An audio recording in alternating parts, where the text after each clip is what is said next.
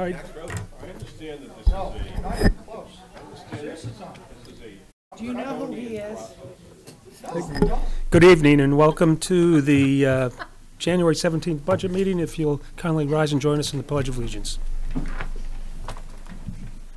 I pledge allegiance to the flag of the United States of America and to the republic for which it stands, one nation, under God, indivisible, with liberty and justice for all. Thank you. All right. First item for this evening is assessing. And Lauren, how are you? Were you going to be coming up? Eileen, did you want to speak to anything before we get started? Is this a... Check. What is going on with this thing? It's very touchy tonight. It's touchy. Can I just? Yeah. I think I know what's going on. Just to be able to, because I didn't realize this was what was going to happen. I had received a phone call a couple of times about the volume of our recordings. Yeah. And so I talked to Nick before this meeting. Oh, it's punishment. Yeah. I And was losing I my didn't mind. realize it was going to be the sensitivity of the mics, but he was going to increase the sensitivity, I thought, for recording. Yeah. But I will take advantage of this opportunity because I went to go listen to us. And I think we're also guilty because we don't get close enough to the mic. Barbara, you were clear every time. I was not, I'm not. right? And My so voice I is think, but you're right there. So I think what has happened, and he can verify when he comes and talks, he probably increased the sensitivity of the mic, and that's because I notice it now too. Yeah. And hopefully that will help with the recording. Yes. So I just wanted to take advantage and explain. I have nothing. Great. Good evening, Lauren. After all that. Hi, How are you? good. I don't know how close I need to be to it. That's so- perfect. Okay. You're good. So mine is usually easy, and hopefully it'll be easy again this year. Everything is fairly flatlined for assessing as normal. So I'm here, though, in case you have questions, concerns, and Great. Does anybody have anything, Lauren? Any questions or comments? It's nice to be first. I guess. well, we're always it's a small department, so we're Yeah. usually the little one. Get us out of the way, quick and easy. Perfect. Bill? Small but very important. It's more of a comment, Lauren, and I do appreciate what you do to assess here in our community. Over the year, I've had the opportunity to look at a lot of the approvals and the denials of the assessments that you do, and I understand the methodology, and obviously, I don't have any quibble. But can we have you, and I don't know how you go about it, and I've mentioned this previously, but when we're doing a denial letter to an applicant that's seeking an abatement, can we write them a letter, as opposed to giving them a form letter? Can we send them a typewritten letter that explains why the abatement was denied and provide a brief paragraph with the synopsis of the methodology along with the competing comps that you have used, that you did in your analysis to evaluate whether or not the assessment is appropriate? I think we're doing our community a disservice if we're just sending them a form letter that says denied without providing any. Bless you. Excuse me, thank you. Thank you, Councilor Arbit.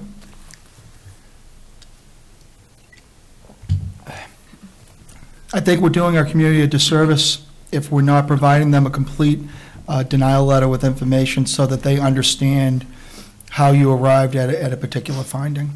Sure, we can do that. If that's not too much trouble. No, absolutely not. I'm not sure what's going right now. I know we have a form letter that does go saying whether it was granted or denied, along with a copy of the abatement, but we can definitely do a typewritten letter that is more detailed for them on every denial. We don't have a tremendous amount of abatement, so we should be able to do that. I appreciate that. Thank you. Thank you, Mr. Chairman. Thank you, Bill. Barbara? Hi there. Hi. Just a question for you on education and training. You'd always been, for the last 5 years, about under $500 generally.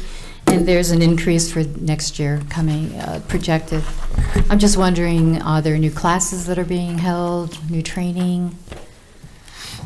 Let me just go to my details Oh, sorry. page. That's okay.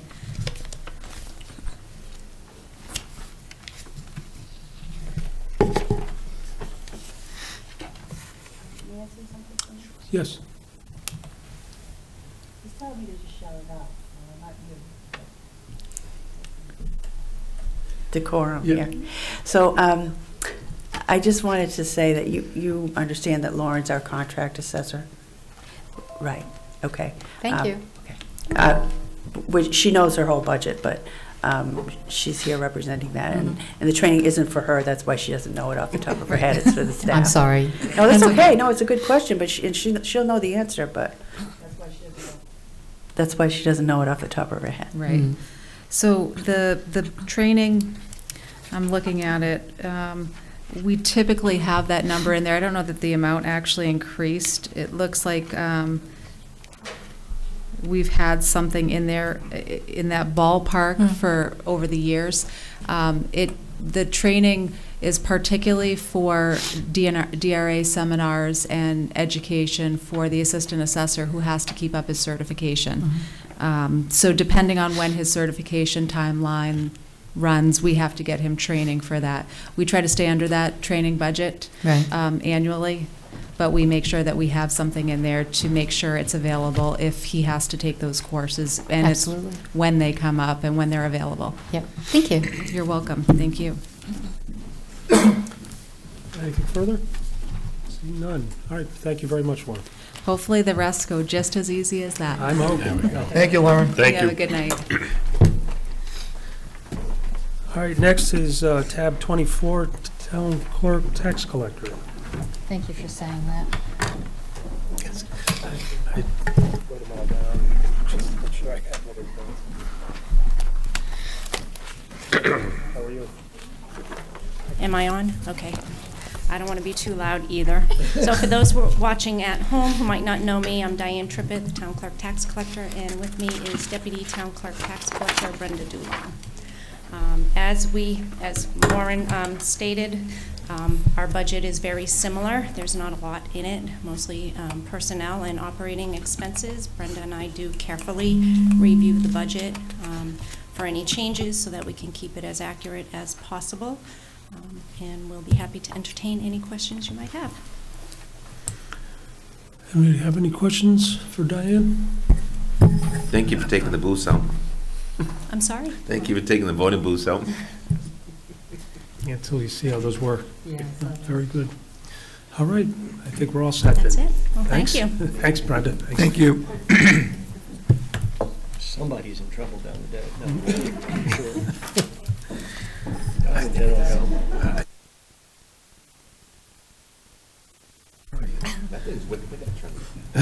All right, next under tab 13 is Parks and Recreation.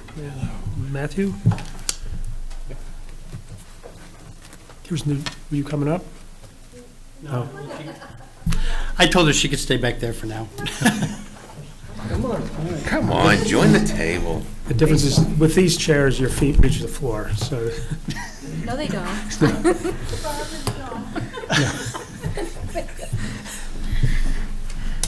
Okay. Good evening, members of the council. Thank you for your time this evening. Our budget is relatively simple this year with a couple of exemptions, which I'll go through in just a second. But the Parks and Recreation Department exists specifically to provide quality of life improvements to the residents of Merrimack. And we do this by providing a wide range of recreational programs, special events, which are held in safe and well-maintained recreational facilities. In 2018, the department offered 186 different programs, activities, and special events that individuals could participate in. This number is down a little bit from the year before, but partially was we had our old program coordinator, Megan Bovair, had left us, and Kirsten joined us at the end of the summer. But now that she's up to speed, we've been, kicking into high gear with lots of new things. Aside from growing popularity of our programs, we are seeing record attendance at some of our special events, Halloween, the Winter Carnival, Easter egg hunts, where we're seeing upwards of 800 to 1,000 people at our events. In preparing the budget this year, you'll notice very few changes, as I mentioned, and our budget really is broken into kind of two components: the taxpayer-funded side and the recreation revolving fund. On the taxpayer side, I do want to mention that there are sections in here that I don't have direct oversight of, which is obviously MYA, the Adult Community Center, and then obviously I know that Rotary is here to talk about 4th of July a little bit, which is partially us, but not. So they are here for those questions if you have questions on their particular section of budget. But going through the taxpayer-funded side of our budget, realistically, the two things that I want to talk about, first of all, is line item 8504, which is on page 86, I believe, in your books, which was the office equipment. And what you'll notice out of this line item is we've actually zeroed out the line item from previous years. This is the registration software that we use to manage and maintain all of our programs and facilities and rentals and everything. We're taking it out of the taxpayer side and we've added it in on the programming side so that the programs are paying for to keep that software so that the taxpayers don't have to do that. So just, it's a couple $1,000s, so we wanted to specifically point it out.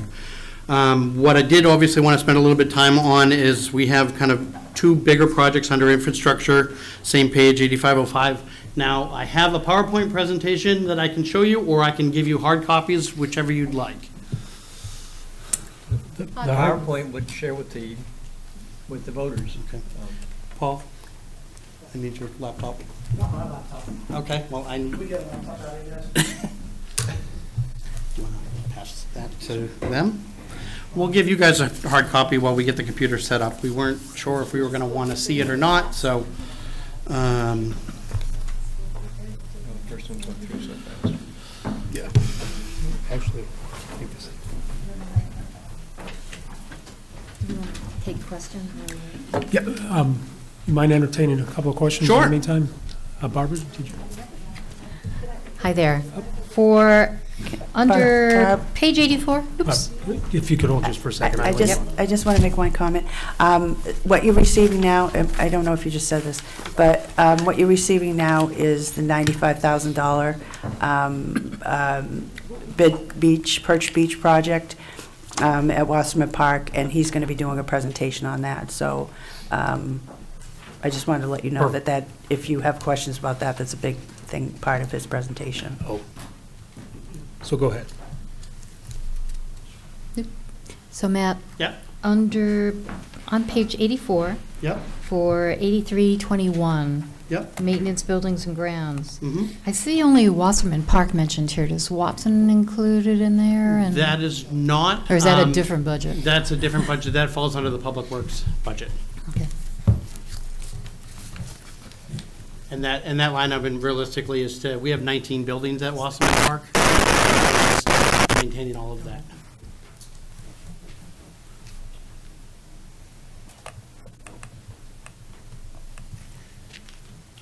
Any other questions before we get to? No, Bill? Thank you, Mr. Chairman. Matt, six sheets, I'm sorry, line item, like what Councilor Healy said, 8321, page 84, on the skate park ramps. Yep.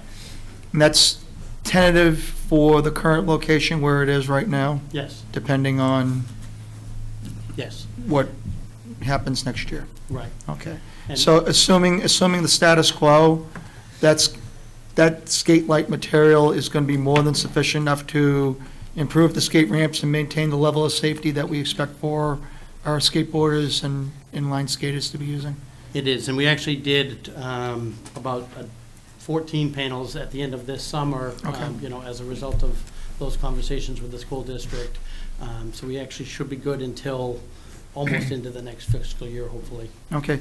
The follow-up question is, and correct me if I'm wrong, is this the first year without a monitor down there, or is this our second year without the monitor? I think this is actually our fourth year. Fourth year? Fourth year? Wow, time flies when you're having fun. So my question to you is, has there been any uptick in problematic activity that has impacted the quality of life at the skateboard park, to your knowledge? I don't believe so. I mean, there's always little things. Right, but I got there's- that. we haven't, I can only think of one or two cases of more significant vandalism, but even that's less common. So no, for the lack of a better term, no bullying or any shenanigans of that like Not that I'm aware of. the kids are playing in the sandbox down there? Right. Okay. Okay, thank you, Mr. Chairman. Thanks, Bill. All right, Matthew. Okay. So I wanted to do, obviously, a PowerPoint this year to talk about the waterfront improvement that we've been looking to do. And I put together this presentation to get us to that point. And I will start with kind of looking at our current conditions here. The waterfront area at Wasserman Park is the only official swimming area within the town, and unfortunately, as you can see, it's not a very nice beach anymore. We've had significant erosion over the years, and it just gets worse every year. In addition to the aesthetics of the beach, the exposed tree root system from those two giant pine trees that are in the middle of the beach have created significant safety hazards. Kids running across them, you actually have to crawl over the roots to get to the dock. And so we have people constantly tripping on them, and despite our best efforts to keep people away. And the roots actually go all the way down right to the water's edge. So there's no way to really go around them without going over them at this point. With this problem, we are trying to solve both the erosion issues that exist since the waterfront is at the bottom of a large hill, as you know, as well as to deal with the safety issue while providing better recreational access to our residents to the lake. Now, prior to 2015, kind of back when I first got here, we were only getting about 30 people a day on the weekends down there at the waterfront. And then in 2015, we put in that new parking lot where the old dining hall used to be. And since that point, the use has gone up tremendously. This past summer, we have that. If you recall, a couple of years ago, we started putting a weekend park attendant down there to keep an eye on vandalism and those kinds of things. And those have, the vandalism has gone way down since we've done that. But one of her jobs is also keeping daily counts of the people that are there, and we're averaging basically about 100 people a day on the weekends. So it is getting more usage because they don't have to trek from the top of the hill anymore. And of course, on weekdays, there's probably about 200 people a day, but that includes, all of our campers that are there. However, many residents have told us that they don't come to the beach because of the existing conditions. A lot of them will actually choose to go over to Babusick Lake in Amherst and pay a fee to get in over there. But one of the problems with that is that Amherst doesn't allow non-residents on weekends or on holidays, for that matter. So they can pay on the weekday to go over there, but not any other time. So we would obviously rather people stay here and use our existing resource than going elsewhere. So there are two components to this project that we're looking to accomplish this year, a land-based portion and a water-based portion. So first of all, we'll talk about kind of the land-based portion, and this is just the other side of that same tree from the prior picture. But on the land-based portion, as I said, we're trying to address the erosion issue and the safety issues. As you can see, this picture was taken in the middle of last summer, and as you can see, there's basically no sand anymore. It's more dirt than anything else, and because it's all washed into the lake. For the land portion of the project dealing with the erosion, it consists of several steps. First thing we want to do is we want to take out those two giant pine trees that are in the middle of the beach and deal with the root system. From here, we're going to establish basically a grass-lined swale across the back side of the beach, which is represented by that yellow line on this map that's shown here, and which will help to work to divert the erosion coming down the hill and away from the waterfront. Once we do that, what we do is we establish what's known as a perched beach, and the picture here gives you kind of an example of what it looks like. This is somebody's individual home, but it's a good representation of what that looks like. But basically what a perched beach is a retaining wall followed by a smooth and flat section of sand, followed by another retaining wall. And by the time you get to the water's edge, you've got a flat transition into the water so that there's no more slope at the water's edge. And each of those sections of the retaining wall prevents any of the stuff that's coming down the hill. If the swell doesn't stop it, then the retaining wall does, hopefully. So basically it's a cascading series. Once the beach is established, we'd basically reintroduce its 80 cubic yards of sand to complete the land portion of the project. Now, as you can see in this next slide, the picture on the left was taken in the last fall, but the one on the right was also taken in the summer. the front section of our beach used to be a nice waiting area. The parents of young children really liked this area before. Back just before I got here, you can actually see markings on the dock that water used to be 2 feet deep. Right now, over the last couple of years, we've dropped down to about a foot, and in this case, we're down to about 3 inches of water by the time we get to the end of the summer, making it pretty much all but usable. And what little water there is sits on top of several inches of kind of mud and muck, and just not a very nice place to wade anymore. And as I said, the water level seems to drop a little bit every year.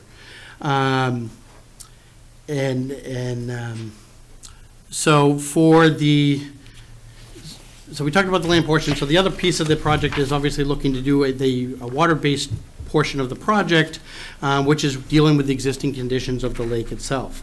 And the way we do this is trying to reclaim how, and bring it kind of back to what it used to be. The way that we do this is we install a temporary cofferdam, which is marked by that red outline on the map, which would be 80 feet by 90 feet in length. We basically put the waterfront in dry dock temporarily. They bring in an excavator or dredge and dredge out all the mud and muck and organics that have accumulated over the years, and brings us basically back to good, clean beach water conditions. Once that has been done, the cofferdam is removed. Obviously, the water comes back in, and then our beach is kind of fully restored. And so, looking at our cost estimates, we have here, it's $92,095, and in the budget it was rounded off to $95,000, but we're looking, realistically speaking, at $92,000, which encompasses everything that I've talked about here. And so what I want to try and do is kind of preemptively answer some of the questions that you may have. First question is obviously, why do we need to do this project at all? We talked about kind of existing conditions, and people are going elsewhere rather than using our own existing resources. And as I said at the beginning, we are here to do quality of life, for our residents. And as I said, we've had significant issues with both the erosion as well as the safety issues that we are trying to solve. And unfortunately, I can't do it without this investment. Another question might be, could we simply add more sand to the beach? The state of New Hampshire allows us to add up to 10 yards only, and you can only do it once every 6 years, which we have looked into doing. The problem is in order for them to give us the permit to do that, you have to guarantee that 10 yards of sand won't wash into the lake, which right now, because of our existing conditions, I can't do. So even if you could prevent the erosion, at this point we need 80 yards of sand, not 10 anyway, so even still doesn't help us.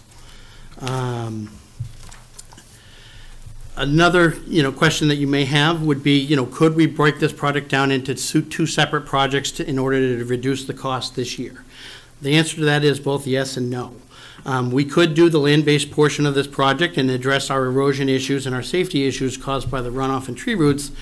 But similar to the previous question, the state of New Hampshire won't give us a permit to dredge the lake unless we've dealt with the erosion. So we can't do we can't clean up the lake unless we fix the land. But we could in theory, just do the land-based portion if money was an issue. Now, if you were to separate out the dredging portion of this project and just do with the land, our cost estimates, we would drop down to just over $70,000. I have $70,125 by taking out the dredging aspects of this project. With that said, if you were to choose at a later date to do this project, to do the dredging phase, it'll actually cost you $34,000. $34,870 to do the dredging by itself, because now you've got to re-add in all the mobilization costs and alterations and those kinds of things. So it actually costs you about $12,000 more in the long run if you're going to do it separately. Like I said, you could do just the land portion and leave it alone and not touch the lake, but if we think at some point we'd like to clean up the lake and kind of restore it for the residents' benefit, it makes a lot more financial sense to do it all at once and rather than having two sets of mobilization costs to do that. Matt, can I ask you a quick question? Yes. So, right now, if the kids go down there, they jump in the water. Mhm. So how many feet are they jumping into when they jump into the water, off the dock? If they're jumping, here, let me go back to the map of that shows the dock in it. Hold on, let me put away. So that section that goes across the middle of the H, if they're jumping out into deeper water, right there, it's probably about 5 feet. And then after you dredge? After you dredge, you'd probably gain several feet back, probably 8 right there, and then obviously it gets deeper the further out you It's a go. little bit safer Yeah. for the dredging. If you do dredging. Because Yeah. what if a kid dives in? I'd hate to see. Exactly, it'd be an issue. Okay. All right. Thank you. Yep. Now, if this project were approved this year and approved, at the ballot in April, we would work with Public Works, obviously, to start working through the permitting process with the idea of hopefully going out to bids, for, right at the end of the summer, or out to begin work in the summer and get it done in the fall, so it'd be ready for summer of '20. So, sorry, Matt, one more thing. And when you dredge, where's that stuff going? You're gonna haul it out? They haul it out, yeah. Do you know where it goes, or just I don't know somewhere? specifically where it goes, but that would be whoever we hire to Okay, haul it to haul out it out. takes it. Okay. Thank you. And with that said, what other questions can I answer for you? I'm good. Matt, you don't show an existing condition at all, and the pictures you show of the tree and the beach and whatnot don't really show where the sand beach is in front of the wharfs or the docks or whatever. In fact, in your pictures here, you don't even show where the trees were or where they're coming from. Are they at the end of this yellow mark, or? Yeah, it's here. It's basically right at the end of that yellow mark. Okay, so in the the pictures you gave showing this is the beach, Yeah. weren't showing the beach, that was actually outside of the beach, showing the roots and the trees and stuff like that. I mean, Well, there's two sections of the beach realistically. There's a section directly in front of the H dock, and then there's kind of the open section, which is, the H dock is to the right of the tree if you're standing at the waterfront, and the kind of open water area, which is still roped off for swimming, is to the left side of the beach. The erosion problems are centered more on the right-hand side, but the roots obviously extend out. On the right-hand side of what? The roots extend out both sides of the tree. So this picture here is standing basically in front of the H stalk looking at the tree, compared to this one. Whoop. I don't know what that was, and this is showing basically the opposite side of that same tree. Well, I understand that, and I understand the tree's a problem, and I don't have any issues with that. I'm just trying to understand, you said the only access is going across these roots. Is Yeah. this wooden fence actually going across the entire beach area, and there's no access from? The wooden fence that's there, we've put in temporarily to get people away from the worst part of the roots, but there's still access off to the right-hand side. It's just So not that's the shown main in this access picture. down to the dock and things? Yeah, isn't it? well, what happens is they end up going they take a wide berth around all these roots right here. Okay. Because I mean, obviously, so I this haven't been picture there in right a here, while. the end of the H dock is right to the right-hand side of the picture. It's just not shown in the picture. Okay. And it seems like maybe last year or a little bit longer ago, you were talking about replacing the dock. Did the dock get replaced? Not yet, no. We've pushed the dock portion out a couple of years. We are fixing it on a regular basis, pieces of it as it rots and disintegrates. But we've pushed that out for capital for, I think, 2 years from now, because we wanted to focus on this piece of it and try to get this piece of it dealt with first. So how much was the cost of replacing the dock? I thought that was the $95,000 when I saw this, and now I'm somewhat surprised by what you're bringing. We had realized last year that we had hadn't fully covered all of, we hadn't, our estimates last year were off, was the issue. The dock system itself, to replace all 3 sections of it, is about $40,000, which is also why we pushed it off to. $40,000? $40,000. Oh, okay. Which is also why we pushed it out to kind of relook at that. Okay. I'm surprised by this effort. I didn't realize you were going to this type of a program. I agree it needs to be done. Mm-hmm. I don't think there's enough information here personally. Okay. With where things are and what it looks like now versus what you're going to change it to, because you don't have any schematic or diagram of what you're changing, just what you'd like. And Perch Beach is news to me. I don't know. I guess I'm a little taken back by it. Thank you. Peter. Matt, thanks. And I know last year we kind of nixed this from your budget. I personally believe that, and I've gone down there, these, you know, and if you take a good walk down there, they need this. And you came back understanding that we needed some better numbers and some research. And I believe, to me, there's enough here, and the numbers have come back, and you've pushed off the dock repairs to make this a little more palatable. So, I mean, I support this because, you know, it's, to me, it's a liability if we don't do it as well. So we've recognized it now, and we need to follow through with it and take care of it. So thank you. Barbara. Matt, are you seeing a lot of non-Merrimack folks on the weekends in the summer? Or during the week, for that matter, that are sneaking through? No, not really. Okay. Now, with that, the caveat to that is, technically, we're not allowed to ask. According to a direction we got from the police department, we're not allowed to ask them about residency status. And even the police said they're not allowed to ask unless they have probable reason to do so. But wouldn't they have a sticker? I have a sticker. Yeah, right. But again, if I'm just down at the waterfront, I don't, you know, Right. necessarily know that. But the police do patrol through there regularly, 7 days a week, and they do look for, obviously, stickers and, you know, those kinds of things. Okay. Yeah, because that's an interesting comment from the police department, because we do it at the landfill. This is news to me. That's And- news to me, I've never too. heard that. This is residents only. Which Now, is my It is a residence, I apologize, Mr. Chairman, to my colleagues. This is a residence-only facility. I would expect the police department to be validating people who are taxpayers in this community to be using that lake, period. Yep. Yeah, especially with the issue. I'm sorry, Barbara. Go ahead. I didn't mean to cut you Especially off. with the issue that we've had at Watson Park with, you know, other towns and states, you know, using that facility, this would be hot stuff on a Yeah. hot day. And if we're not having a problem necessarily, then it's not really a big deal, I suppose. But I really think we do have the right to, in fact, inquire. But I'm Peter. gonna, as far as having police officers do this, I totally disagree. That we, you know, you've got a different standard here, having uniformed police officers walk up to people. They have to have a reason for it. And, you know, we could find ourselves in the middle on YouTube with some controversy, God help us. I mean, granted, staff, that may be a different situation, but not law enforcement. You do And not I agree want with to that. get involved. I absolutely agree. They have to have some type of reasonable suspicion or probable cause to do so.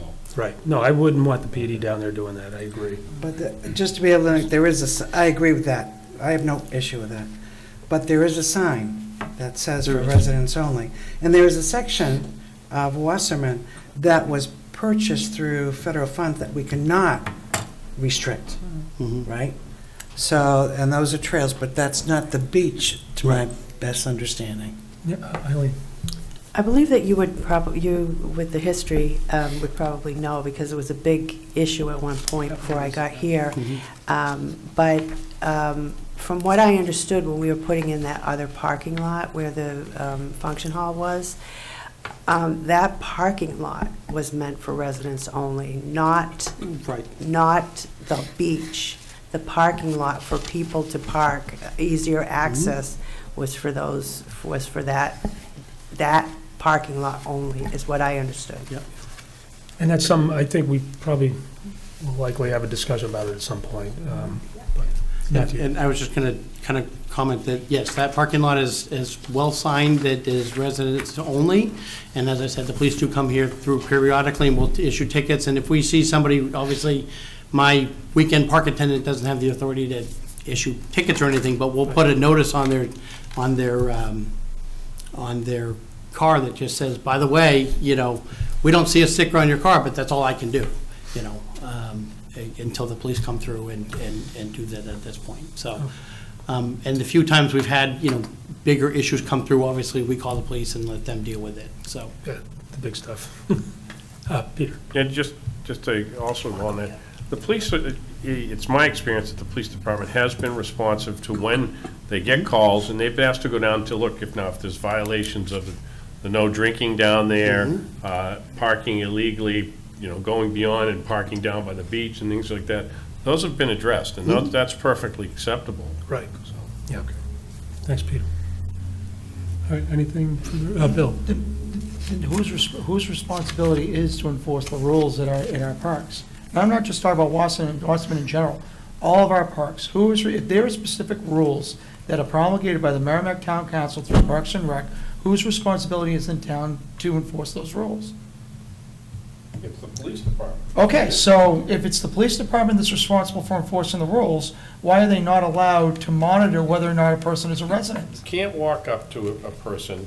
You can walk up and engage in a conversation as a police officer, but you can't walk up and ask for identification for no general purpose, just to say, I'm checking your ID to see if you should be in this park. Granted, that's a rule that it's residents only down by the beach, but they can't do that. How's that unreasonable, Peter? I'm asking a serious question. How's that unreasonable? I'm telling you, it's against the law. It violates constitutional rights. Illegal. You can't just walk up and, And assume. Or have the thought that they're guilty before any evidence or anything is there. I believe that's what Peter's going with, and I would agree. Yeah, you have to have some. It's got to be a reason for you to do it. Legitimate suspicion, violation. You see somebody that's holding a beer in a no drinking area. That's different. One thing. Right, but if somebody's there after hours, that's certainly acceptable for the police to go and. Yeah. Okay. After dark. Okay. Yeah. Yeah, that's what, this isn't really for tonight. This should. All right. So, sorry, Matthew. That's okay. So does anybody have anything further on this, or? Could I just ask a quick question? Maybe I wasn't paying enough attention, but when you were talking about these cost estimates, the retaining wall and stuff, is that contracted out at that 35,000? Yes. Okay, so all of these numbers are for other people to come in and do this. Cofferdams at 18,000 and stuff like that. Cofferdams are required for what you want to do here, to actually dry out that whole area? According to the town engineer, yes. Okay. Yeah. I would have thought just dredging would be okay, but apparently not. Yeah. Any waterfront project, the state gets heavily involved in. Even as Matt said, even putting sand, replacing sand on the beach, it's really quite complicated, and there's actually a formal permitting process. So it's and then we have our own stormwater management plan. And as you might recall, there were some pretty big expenses when we were doing the dog park down there too, because of how it might affect erosion toward the water. Mm-hmm. Yeah. So there was some drainage swales that had to be put in there that were very costly as well. Right. Anything further on the beachfront project? Matthew, do you have anything further on your budget that you'd like to point out? Or? Not on waterfront. The other line item that we had under infrastructure projects was the $8,000 for the MYA cabin. If you recall, a year ago, you guys had given us permission for the $8,000 to either repair or tear down the old MYA cabins, which has been sitting vacant for about 10 years. We went out to bid with it last year. The prices came in closer to $15,000. But right around that same time, we started having the issues with the fluoride in the function hall, which were a bigger issue, and that money ended up getting used for the function hall to deal with the floor. So obviously, we're back this year to, at this point, tear down that last cabin that's unusable. Okay, Peter? Matt, I know you talked about contracting this out.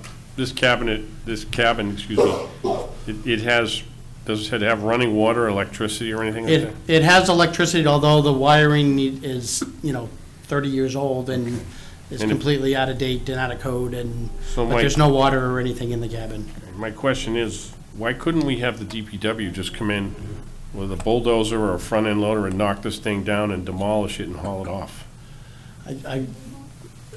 The costs are based on what we've paid to take down other cabins in the park. Part of that is there's a disposal cost, which is, you know. But we have our own landfill where we bring lumber and wood. People use demo materials. Paul has. The foundation is half cinder block, half stone. There might be other issues because of the age of the cabin. Asbestos, lead paint, we have to do all of that stuff. The contractor that comes in to knock them down is not a lot of money for a vendor to come in with his excavator and just crunch it up. We load it in our trucks, we do all that stuff, we take it to the landfill, we take it to where it needs to be. It's the other intangibles that we don't know about, the lead, the asbestos, getting rid of the foundation, capping the sewer, capping the water, capping the electricity, all that stuff that we need to do. All right, I wasn't aware of hazardous materials. Okay, thank you. Potential. Used to be simple in the old day. All right, is there anything further? Bill? So is it fair to say because of that, Paul, don't mean to put you on the spot, that the fire department couldn't do a controlled burn for a training exercise? Yep, that's correct. We looked at that with one of the other cabins, and they couldn't do it because, they might be able to do it now because we have another fire hydrant, but it was an issue with the water and number of hydrants and things of that sort in the past. We can look at that, but once again, we still have to look at the lead, asbestos, and all the other issues, and who knows? I just look at it as a training opportunity for our firefighters, that's all. We'll look into that. Okay. Okay, is there anything further? Okay, Matthew, I think we're all set. Kirsten, thanks for... You're going Summer camp. Oh, I'm sorry. to talk about MYA And actually, I was going to have to have... no, that's why I was wondering. Or 4th of July, or... Yeah, and I have Neil Anketell is here to speak with us, but I didn't... That's why I was asking if anybody had anything further for the Parks and Rec here. So if you had something with MYA? Well, I just was curious if anybody was going to talk to the MYA budget. Oh. Anybody here to support that, or?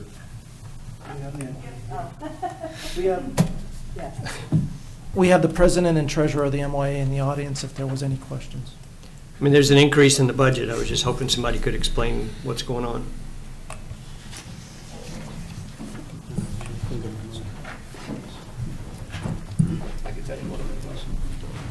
You can move or you can go to the microphone.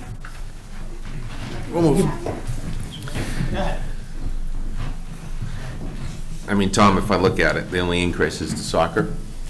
And for the last 2 years, soccer didn't take any funding from the town because they had so much money in their bank account that it would have been kind of ridiculous if they kept taking the funding. So they made the decision not to take the funding for 2 years. So now they kind of depleted all that funding, that extra funding that they had, and they had to buy goals and things like that. So now they're asking for that little bit extra money. So now they're going to start taking funding back from the town. So, which I thought was pretty responsible for 2 years not taking it. So, but you guys can. Yeah. So I kind of just stepped you up into it. So. There's a bunch of things that soccer wants to do this year, and that's exactly what it is. Soccer's asking for that. It was 12 grand. We cut it back to 8. And they're asking for a bunch of different things this year. They're trying to add a lot more training for the kids, both rec and travel side. They're also had to, because of the new soccer rules that are coming up this year, they had to change what Tom said, a bunch of the nets. They changed from a certain size, and the USA Soccer changed to a bigger size. So now they have to go out and purchase, I think, 7 different sets, and every set's probably about $5 grand. Also, right now, rec soccer costs about $65 for the kids to sign up, and we're trying to keep that cost at $65 for rec. I mean, it's basically T-shirts, socks, and a volunteer coach going out there. And for $65 for a T-shirt and socks, because you're paying the refs, I don't know, anywhere from $30 to $60 an hour to come and ref a game for them. So we're trying to keep that cost down for the rec program, but still add the training and all the other things that the soccer is trying to improve to, kind of keep up with the other towns and do the same things they're doing, like Amherst and Bedford, and just offer a better experience for the kids at soccer. Just from the budgetary perspective, especially for you, Barbara, you see in here their gross expenditures, and then we show what the MYA gets for revenue, which is quite a bit. So their budget is $507,000. They get $436,000 from their various fees and things like that, and they're saying collectively for all of these programs, the net cost is $72,000, and that's why they're coming to the town for it. So it's a pretty big program that offers some really great stuff. They are implementing a winter league. Turn your mic on. The green button, yeah. It's on? You're perfect. Oh, okay. Yeah, so this year they just... They're not hearing you, so try again, please. Lean forward, there you go. The light will come on. It'll turn on brighter. There you go, now it's light. Okay. So this year they implemented, which I don't think they added to their budget this year because they have a new director. So they're doing winter training, which they haven't done in the past. And they are charging the kids, but it's not, they have to foot the bill for part of it for this year. And they're hoping that it goes well. And if it does, then they'll have to increase their fees next year. But they have kind of taken in a lot of debt. And I've asked them, because of the fact that they're holding a lot of money, to do something with it to make the program better for the kids. And that's where they were spending money on goals, and they, the NHSL, I think, has higher fees. They've increased their fees every year, too. So they've kind of tried to foot the bill, because I've always told them that the winter sports, we're supposed to be able to afford, have a reasonable cost for sports in our town. So I said, whatever you guys really have to do to try and keep the costs the same, but the parents are also kind of wanting the rec program to be a little bit more than it has been. So we want to try and get the rec kids the same training that the travel kids get too. And that's hard when you don't increase the cost. So they have tried to, I think their training person implemented a lot of new things that are from rec to travel program, so that the kids that are in the rec program that are doing well but maybe not quite ready for travel, they're getting extra stuff too, but he's volunteering his time to do that.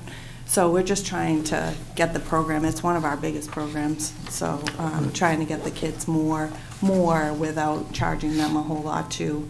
And we've been told that in other towns, the cost is more than $65 program. And in the spring, I think, they charge $45 instead of $65 because it's not really their season and they can't offer as many practice days and stuff because of field restrictions. So we told them. Something in the past we never offered for the rec side was the training, and a lot of the parents have spoke up and said, why do the travel kids get the training and not the rec side?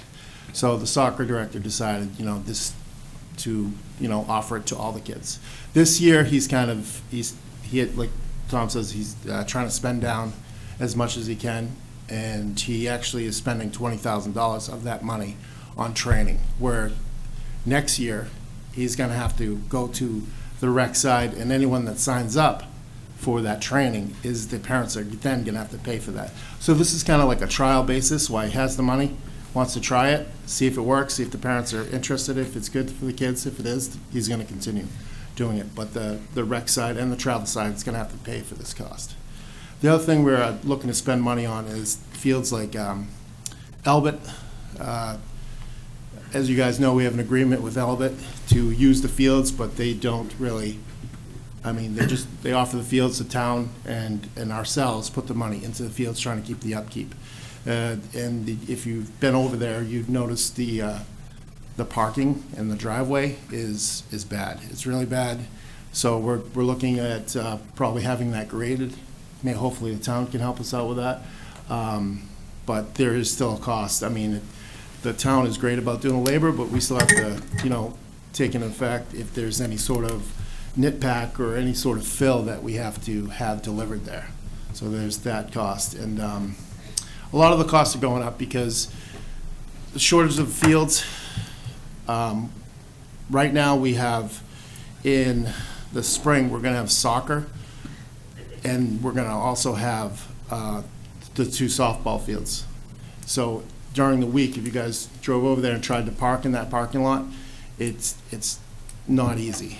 And people are parked everywhere, and there's big divots and filled with rain. If it rains, it's, half the parking lot is unparked, can't park in it. So we're trying to get it so we can maybe level that off and keep them off the main drag over there across from Budweiser. But those are things that we're looking at and potentially going to be spending the money on to make sure the parents have a place to park to drop their kids off. So, thank you. First Peter and then Barbara. I'm just curious, have you seen changes? I've heard and I remember how big the baseball program was 20 years ago, but I hear the numbers are dwindling towards that, yet it's one of the bigger numbers in your budget. Is that program shrinking significantly? It shrank a little bit, and Tom can probably touch on this too. It has shrank a little bit, but it's going to lacrosse. Lacrosse is getting much bigger, and baseball's probably, but they still have a good number. I believe it's like 250 kids playing baseball. But Pete, and you're going to see the different ages are going to change. You're going to have the older kids are starting. You might have in soccer. What is it? How many kids in soccer? 800. 800. You might have, say 500 older, and then all of a sudden now you have the younger kids coming in. New people moving to town, things like that. So that's starting to ramp up. I mean, these guys do a tremendous job. I mean, the MOA is just hats down. And another thing we didn't really take into account for our budget for the following year or next year is the new condos coming in down by Silos. We don't know what kind of impact it's going to have on us. I don't think anyone does. So we don't. Yeah. Do you get a lot of kids out of 1- and 2-bedroom apartments? I mean, how many cars in the condo? You don't know. There's a lot of reasons to believe that that's not going to provide a bunch of kids, but could be single family, single moms, could be single dads. You don't know. Well, it could be. Yeah. All I know is that the restaurant is pretty thrilled, I'm sure. Barbara. Yeah, for those folks who are watching out there and maybe don't have any idea how many children are involved with your programs, can you just say off the top of your head? I mean, you just mentioned soccer. 800 kids, and I'm sure that there's some overlap on different programs. There's a bunch of overlap. On the budget, it has basically your registration fee and number of units for the registration fee. But soccer's like 800, baseball's 250, lacrosse is probably 250 to 300, football's about 300. Basketball's huge. And these are all Merrimack kids, or would we get some from out of town as well? Wow, that's pretty remarkable. Yeah. To have those kind of numbers involved. We still do not allow outside town participants. So it used to be almost 20% of the student age population was participating in MYA. I don't know that statistic, but it's. I know basketball is like 400 or 500. So. And then you have wrestling, that's probably about 50 kids, and I don't want to forget any program, but yeah.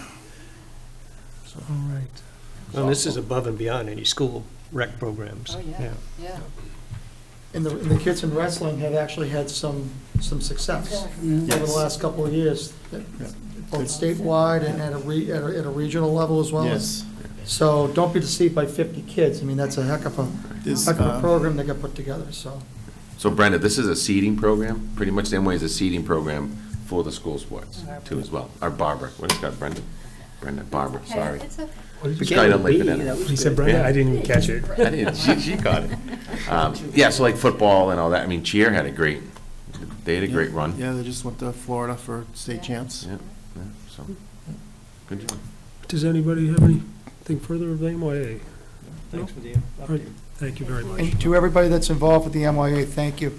What you, invaluable resource for what you provide the kids in the community, so really appreciate all your hard work, thank you. Thanks. And they're putting together a thing for the 50th anniversary of the MYA. So if anybody knows anybody who was part of it in the early years in particular, they'd love to hear about it. It would be my wife being coached by your wife Yeah. in softball. My wife's 32. How could that be then? You're going to have to answer that question. Yes, Neil, would you like to come up? I'm not sure exactly what you have, but go ahead and grab a seat here and bring your moral support. And Eileen. Okay, so this is, the Rotary's here to talk about the 4th of July activities as it relates to them. It's still called the Fun Day, Family Fun Day. Family Yeah. Fun Day. So under Fund 13, 8372, 4th of July celebration, it's not, all $40,000 does not go to the Rotary for their Family Fun Day. $15,000 is for fireworks, $15,000 is for the parade, and $10,000 is what Rotary is asking for. So I just want to put that in perspective. Thank you. Okay. All right. Good evening. Thank you for fitting us into the agenda. I appreciate that. So I'm coming out here today to discuss the amount of money that we do receive from the town to put this to coordinate this event. From what I understand, for the last 8 or 10 years, Rotary's been doing this, and for that time, we've been receiving the same amount of money. Due to cost increase, also due to new concerns about electrical distribution, and I'll explain that in a second, and also the fact that we'd like to increase or expand the event to maybe have more performances, demonstrations, or games of chance.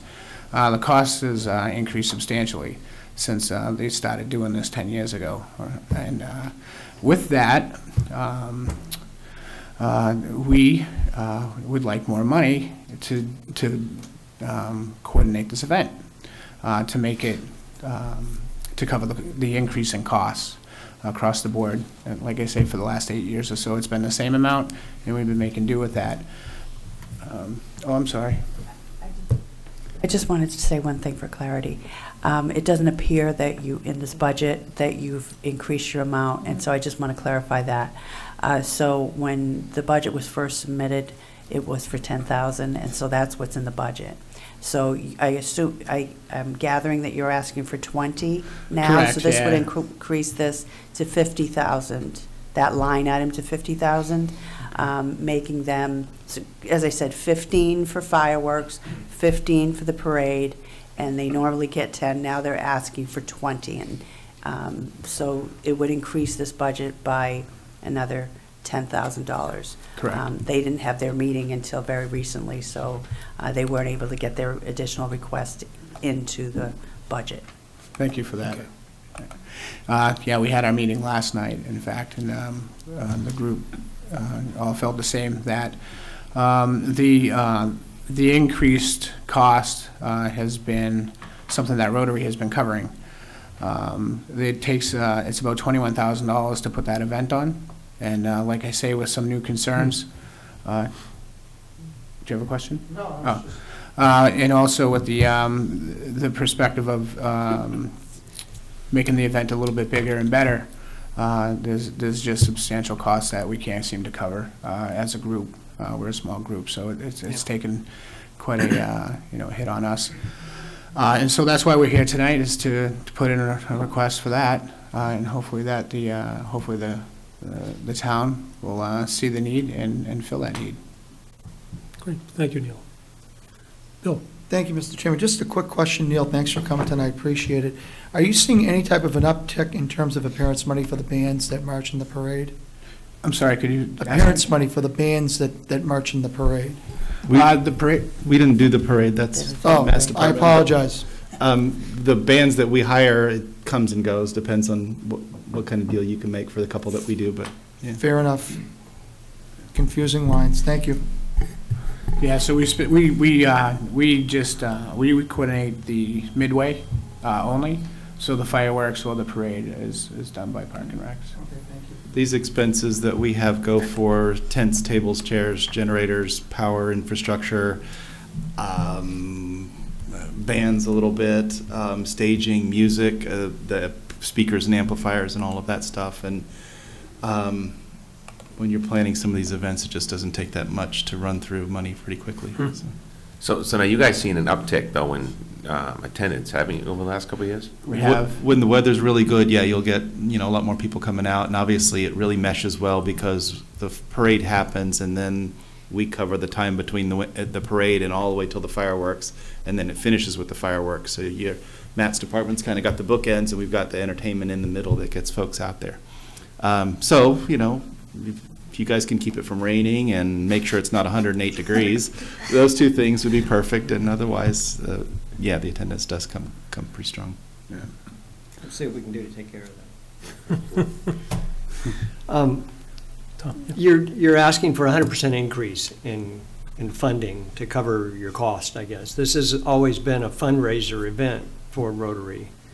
At least the pancake breakfast and things that you run in the beginning are specifically fundraisers. When you have the different groups and organizations come in to run the different bounce houses and stuff like that, that's an effort for them to be able to raise funds as well, right? Or yeah, there is some fundraising that goes on both from pancake breakfast and ticket sales from the bounce houses, and then we solicit sponsorships from all over the place to try to support the event, and some of that has been how we were able to cover these extra costs, and some of that is intended to give us a little bit that we can use around the community for the charitable causes that we do, which is, you know, parks and scholarships and gazebos. And I think I stood over here in Abbey Griffin Park the other day, and you can point in every direction and find a Rotary project in town from one park to another.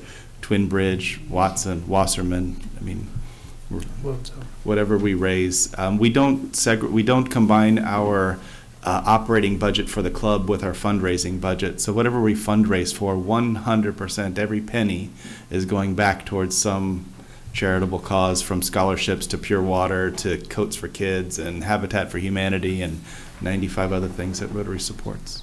In fact, a large portion of the money that we do raise during that day goes right back to the volunteer organizations that come in and help us with the event. Right. So we don't even keep any of that for some of the things that he had said. It just goes right back immediately. And with the increased costs, we have less of that to distribute to, you know, to these organizations and volunteers that come out and do that. So. Tom, you're right though, that is a 100% increase, and it's kind of like, well, that's a big ask, but there hadn't been any increases in a great long period of time, and so rather than coming every year or two with, you know, can we have 1,000 more? If we have 1,000 more, which probably would have been a better strategy. What we ended up with is a point where the club is essentially looking at this and saying, this is breaking us. You know, we spend almost all of our time trying to raise the funds we need to run the thing. And after we do all of that, you know, like you said, $21,000 for the expenses, we end up with about $8,000 that we raised that we can use for charitable purposes. And we raised 11 to pay for the thing, and then 10 more from the town. And you see how the club looks at it and says, wow, this is a lot of work. Mm-hmm. Paul? I know in years past you used to get your power generation from Nashua Rotary West, I believe. That's right. That is one of the challenges. Sold that. Yeah, that's a new challenge for us this year because they're not doing the Rib Fest. They went and sold off their power distribution trailer, the equipment. And we used to get that from them every year. At no charge. At no charge. And so what we realized is Peter Duke, he helps with infrastructure. He did a cost analysis as to what it would be to get the equipment that we always had for free, and it was about $4,000 to $5,000 for that equipment. Yeah. To rent it. To rent it. Yeah. So with that, we've actually come up with another solution that won't cost us that much, but that's part of us trying to figure out how do we make this work. And if we didn't come up with some of these other cost-saving solutions that we might talk about if you have questions about them, I don't want to take all your night, but we would be asking for $40,000 or something like that if we weren't able to solve some other economic problems that are related to how to put on the event. I mean, I agree that you guys are doing great things, and I appreciate the work that you're doing and all that kind of stuff. I guess I'm a little surprised that 100% increase is the only number I'm coming up with. There's some cost to a fundraising effort, that you would have put in if you were doing any fundraising effort. Last thing I want to do is see you guys abandon it like Rotary West did as far as the Rib Fest is concerned.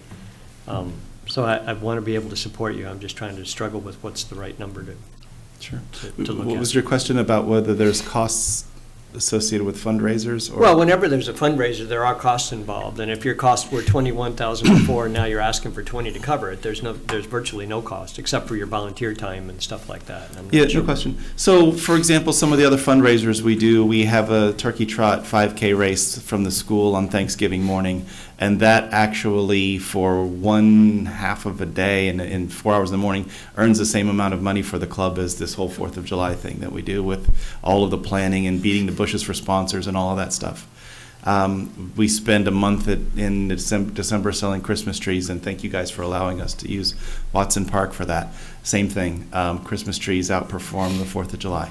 And this is by far the biggest work effort, I get that, mobilization that we've got to do, and that's what makes it a real struggle for us to look at it, because if all we were doing was trying to figure out how to raise money for the club, man, there's a bunch of easier ways. Car wash. Yeah. But you get a lot of good press out of it as well. Yeah, So and we think it's a good service to the community as well. And frankly, the pancake breakfast, we charge the low price that we do. I think it's $5 or something like that, for the same reason, that it's in part giving back to the community, bringing everybody together on a holiday and having some fellowship together. And we don't try to squeeze every penny out of the consumer for that. So. Yep. Peter. I guess at this point, I support the raising of the extra $10,000 for this event. I mean, it's like Bob said, all you have to do is look around the town and you see all the wonderful things that Rotary has done within the community. They come before us regularly. I've seen these guys prepare for this. When I worked at the PD, I worked with these guys in preparing the event. I know how many of them are involved and all the hours they work. They're meeting right up to it, and then the setup and before and cleanup after. So they put in a lot of effort. So I support it. I guess my question now is, do we have to do anything to add to that line right now, a motion today? We would probably wait until we, after we hear all the departments, we would do that at that point. Okay. So I have a note here. Okay, thank you. But thanks, Peter. Thanks for hearing us out. Thanks for thank you. receiving us. We really do like the partnership and on these events, and coming to see you guys, getting some support and telling us about all the good things that we're doing too. So. Yeah, no, we definitely appreciate it, for sure. Thanks. You're welcome. Thanks. Take care, Bob.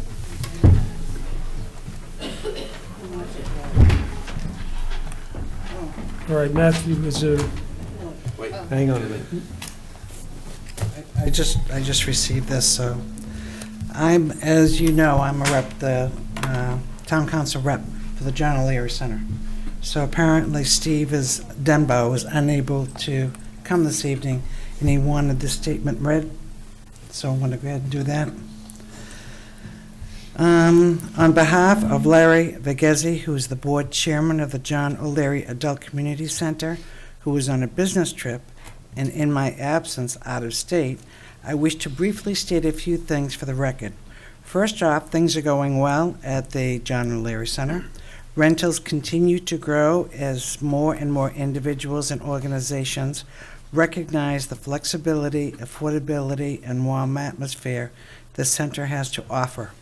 Our recent renovations are paying off, yet there are more items on our wish list that we would like to address. Replacement of the flooring in the kitchen and restrooms, fixture and partition replacements in the restrooms, and rebalancing of the HVAC system flow to the restrooms are priorities.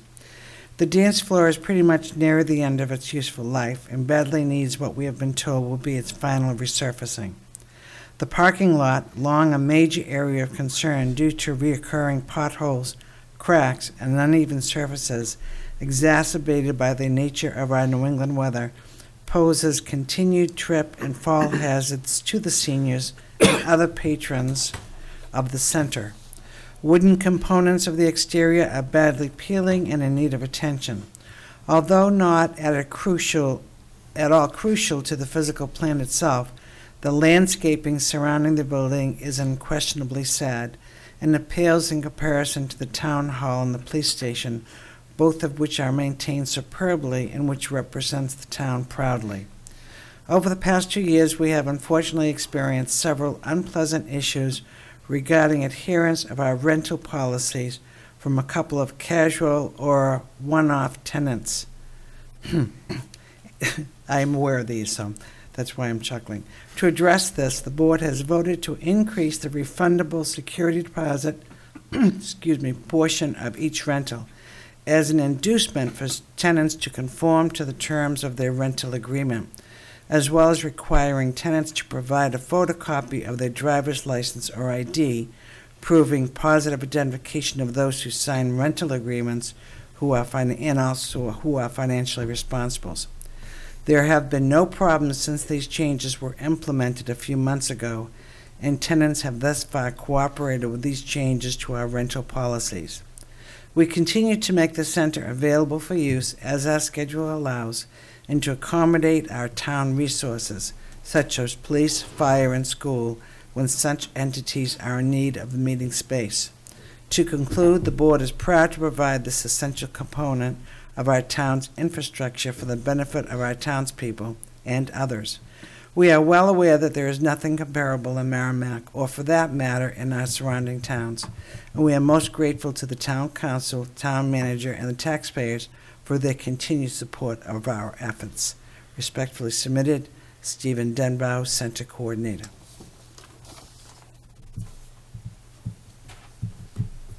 Okay. Just to address, there were a couple of circumstances where rentals from out-of-towners rented and trashed the place. And when they went to go find out, they had given wrong information, so they couldn't even find them. Oh.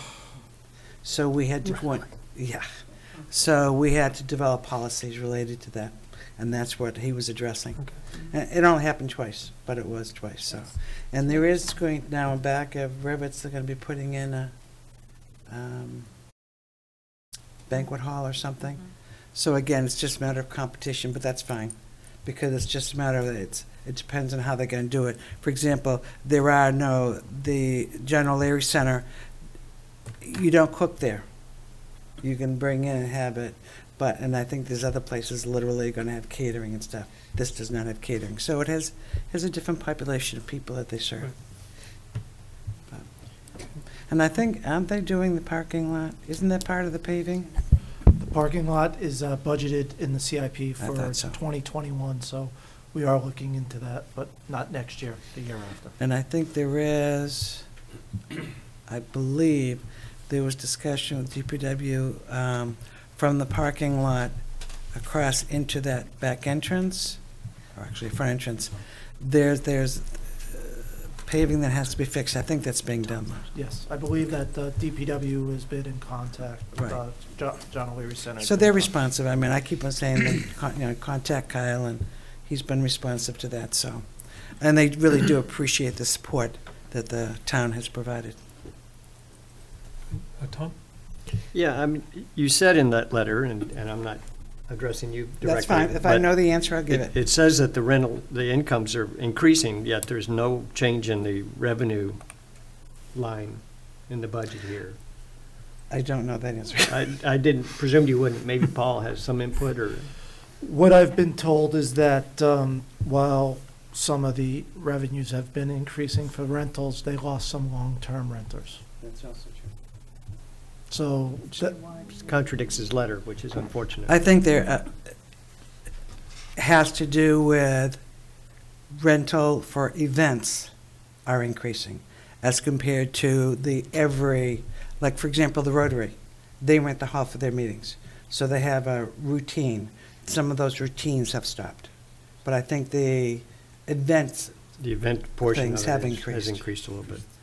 And all of those various maintenance and things, is that all wrapped into this one building improvements of 5,241, or do you have any idea on that, Paul? It probably has to do with the bathrooms and stuff, doesn't it? there are some things that they look at fixing, and there's, excuse me, there's maintenance that they do internally. And then there's, since we own the building, meaning the town owns the building, there's stuff that they ask us to do. Like we with the last renovation, we did the ceiling tiles. We redid all the ceiling tiles. They redid the lights. Yeah. They invest. painted it. We had to do all the emergency signs over, things of that sort. So with the floor in the kitchen and things of that sort, they might go ahead and do that, but they want, because it's our building, they need to tell us that they're doing that. They're gonna ask for help in the next year or so, probably, to redo the bathrooms, though. Right. With the Okay, so petitions that's not and stuff. necessarily in this year's That's not effort, that's correct. just a kind of a warning about a future need. Yes. Okay. It's, from a town perspective, it's great that the budget hasn't changed, but it sounds like there's work that still needs doing there, and it just, And I think part of, just to be able to explain a little bit at the meetings, they do appreciate the money that the town has put into it. And I think they're being cognizant of the fact that we need to demonstrate that we're taking care of ourselves as well. Okay, in terms of the rental, what's the balance? And so I think that they're just being very aware of, we need to demonstrate that we care about it too. But there are costs that they can't do everything. Right, sure. Barbara? So for the part like where he's talking about the landscaping, we talked about the parking lot already. Is that reflected anywhere in this budget or in building and grounds? If I got that one right? The parking lot is not in this budget because it's not this budget, it'll be a future budget. Future budget, right. The landscaping, I don't really understand where that's coming from. Well- There isn't much landscaping that can happen. It's a lot of, Well, there's a lot of, there's It's some on the- bushes and whatnot. It's on the outside of the hill. there's not a lot of expense there that, In fact, I spoke to them at the last meeting about contacting the Boy and Girl Scouts, because there are, the Eagle Scout projects and all that, that they would offer, and sometimes they're looking for projects, and that would be a good project, like the flowers outside the police station. Right. It's just those kind of small things that they're looking Yeah. at. And maybe the garden club. and I don't want to say it's small cost. There isn't a lot of landscaping that they're looking to do. No. So it's not like thousands upon thousands upon thousands of dollars. That's what I Correct. meant. No. It's I agree. smaller cost involved with it, so. okay, thank you. Eileen? One second. Where am I? Building improvements. So, these expenses that you see here for building improvements, which I think is what you're talking about, Tom, that is, it's kind of like an every year placeholder, so they do whatever they can. So that is, that is what they, what needs to be subcontracted, or particular things that they need to buy. So that's, some of the labor is just provided by DPW and those kinds of things. So that's not the total cost. There are other expenses throughout the budget in DPW where they contribute their labor and things like that. Yeah, I think I understand that, but it's just curious when they have a $7,500 line in 17-18, and then it goes down to 5,000, and this year it's at 5,241, and 22 cents probably, but I don't see the change. So it just, I think. Can I just say something? They want to keep their budget the same. Thank you. So they used a number to keep it the same. They may need more, but I think they're being, like all of us are, particularly this year, trying to keep it to. because Steve's letter so carefully pointed out all these things, I was just wondering Yeah, if that was that's a good point. sufficient to start to address those issues or not, because it did seem like an exact number, but. Oh, just to be able That's to, fine. I'm cool. all those things are being discussed. One of the suggestions I have made is that they need to be able to get specific bids so that the next budget, they'll have specifics upon which to make their request. So that these are the wish list Steve is mentioning, and now they have to do the nitty-gritty work for future requests. Okay, thanks. Barbara? Really, the only question I had on this budget is a post office box. They are an individual organization. Okay. And there are a lot of different people that go through there to have the mail pile up in the front lobby. Meals on Wheels rent out the kitchen, so I have a lot of different people walking through and things of that sort, and checks coming in and other Okay. things. So they rent the post office box so that Steve, who's the business manager, can go to the post office and get the mail. So it doesn't pile up in the front foyer, or if something comes in, it doesn't get misplaced if a bill comes in. Okay. And that's why they have the post office box. NYA has the same thing. Yeah. They have a PO box, yeah. Okay. That's it on the senior center, the adult community center, I guess. All right. I'm on, I was on, so. Is there anything else other people would like to touch on in this budget, or Matt, do you have anything further to present? Summer camp side? Yeah, well, I was coming up to that, and I Okay. didn't know, that's the revolving fund. Right. So that's why I just haven't moved to that yet. We're all good then? All right. Okay. Because I kept getting tripped up, so I just want to be sure. Yep. not a So, problem. throw an elbow, will you? Say, summer day camp is under the revolving fund tab, and, All right, so for the benefit of anybody watching at home, 3 years ago at town meeting, the town approved the establishment of the recreation revolving fund. So basically, all the programs that we run are now self-supporting entities in this fund. So they're not, going back prior to 3 years ago, with day camp, for example, the town would give us, we'd put in a request for, okay, 8 weeks of summer camp times 43 employees times this number of hours. Okay, you have, $157,000 for camp. And then as registration money actually came in for camp, we basically gave it all back. 3 years ago, we switched over so that it's basically its own self-supporting entity. Obviously, it's still tracked the same way as it was prior to the establishment of the fund, but obviously it gives us the flexibility to add and expand our programs without having to, put in a request for 18 months from now. Okay, 18 months from now, I want to run a bus trip to Washington, D.C. and get the funding in advance to do that. Just an example. And so, as I said, all those programs are self-supporting entities or self-supporting programs. And then, aside from those direct costs of the programs that we run, collectively, all the programs that we run are tasked with covering a portion of both mine and Kirsten's salary and benefits. In the current fiscal year that we're in right now, that number was $40,295. For the next year's budget, that allocation the number I was given was $59,166 that we have to cover. And so the other number that I mentioned when we were talking about the general fund was obviously we're taking over the registration software out of our programs as well. So collectively, the $59,166 that we need to give back to Paul, basically give back to the general fund for salary and benefits, and that added cost of the software coming out of programs is $62,646. And so as you look through the budget, you'll see a star at the top of the page that says, need to spread $62,646 out of overhead costs. And the way that we do that is we basically take the 7 largest programs that we run, the ones that we know are going to run and are, well-established programs, and we divvy that $62,000 cost into, up among those 7 programs. Now, I mentioned at the beginning of the night, we ran 187 programs last year. Not everything we offer runs, or it runs but just barely breaks even. So rather than, saying, I'll use bus trips as an example. Okay, a year from now, I want to run a bus trip to Washington, D.C.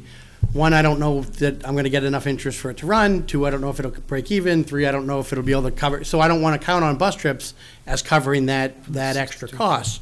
So again, we build in this allocation to the ones that we know we're going to run. So obviously, Natticook Day Camp is shouldering the largest portion of that $62,000 cost. It's 73%.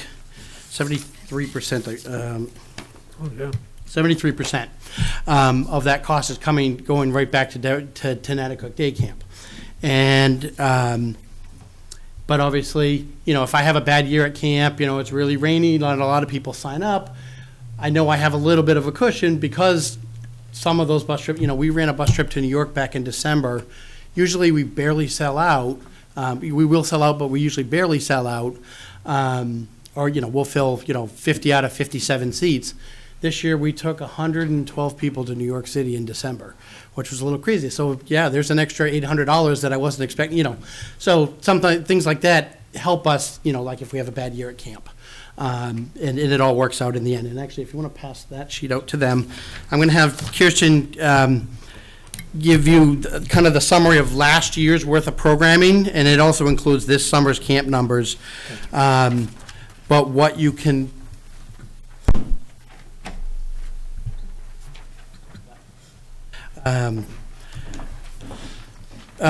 gives you a sense of kind of income and expenses from some of the various categories. And then when you get to the bottom, obviously, you look at that $40,250 for our current fiscal year. So there wasn't a whole lot of money left at the end of the day, carrying us into that next year. But it gives you, like I said, it gives you some of a sense. The other last thing I want to point out about programming is just briefly mention the function hall rentals 2 years ago when we started renting that building out.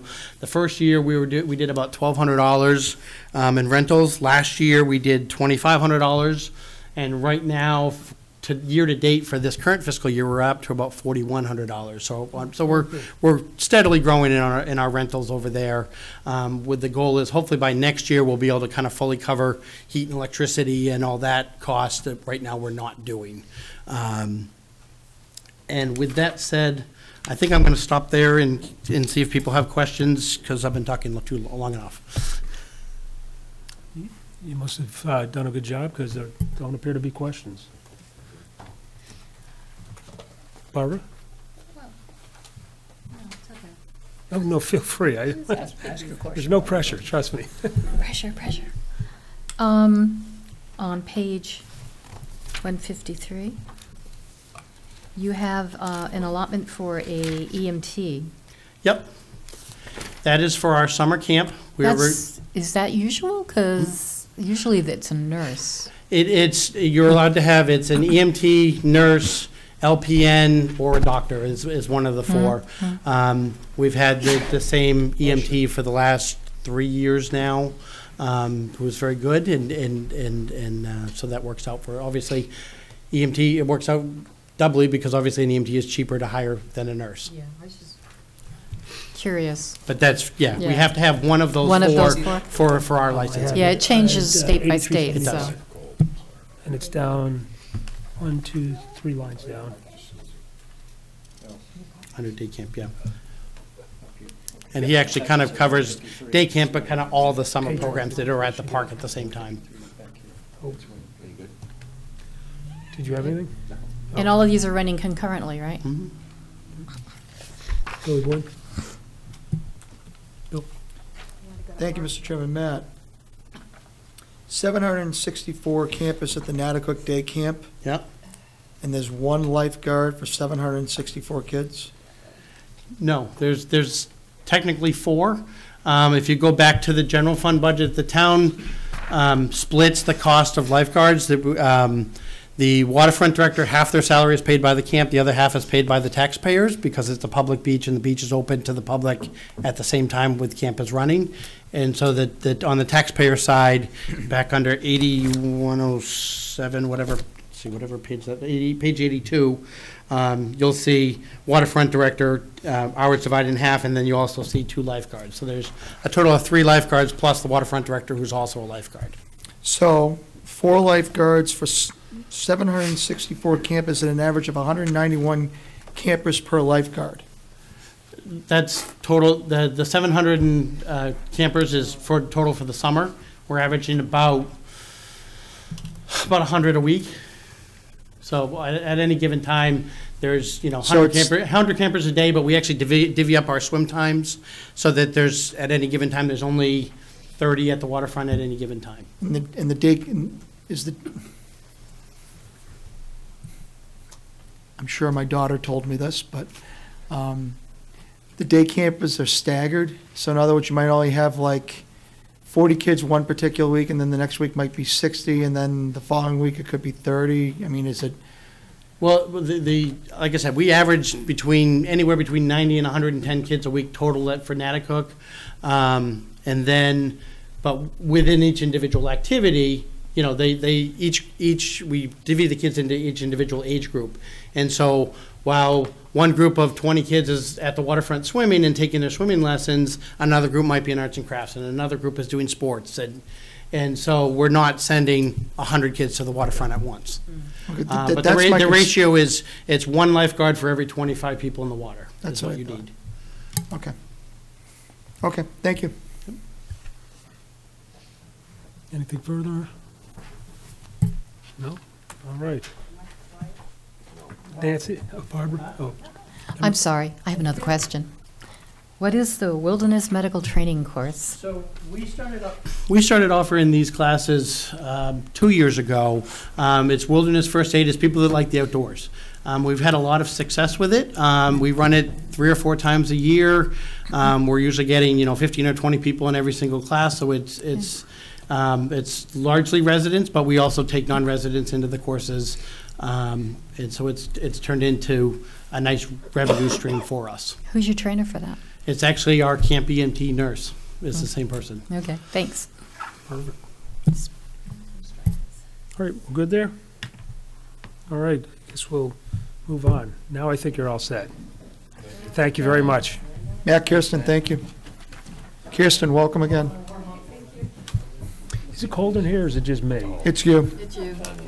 I'm freezing. I got a coat on. It was cold? I'm freezing. It's cold. I was thinking I'm hot. Around 2006, it was a pretty heated room, but right now, okay. Keeping it cool. Welcome, guys. Normally I spice it up. It's a bit hot. All righty, that's tab number 32. Nicholas, Justin, thank you for coming. Thanks for having us.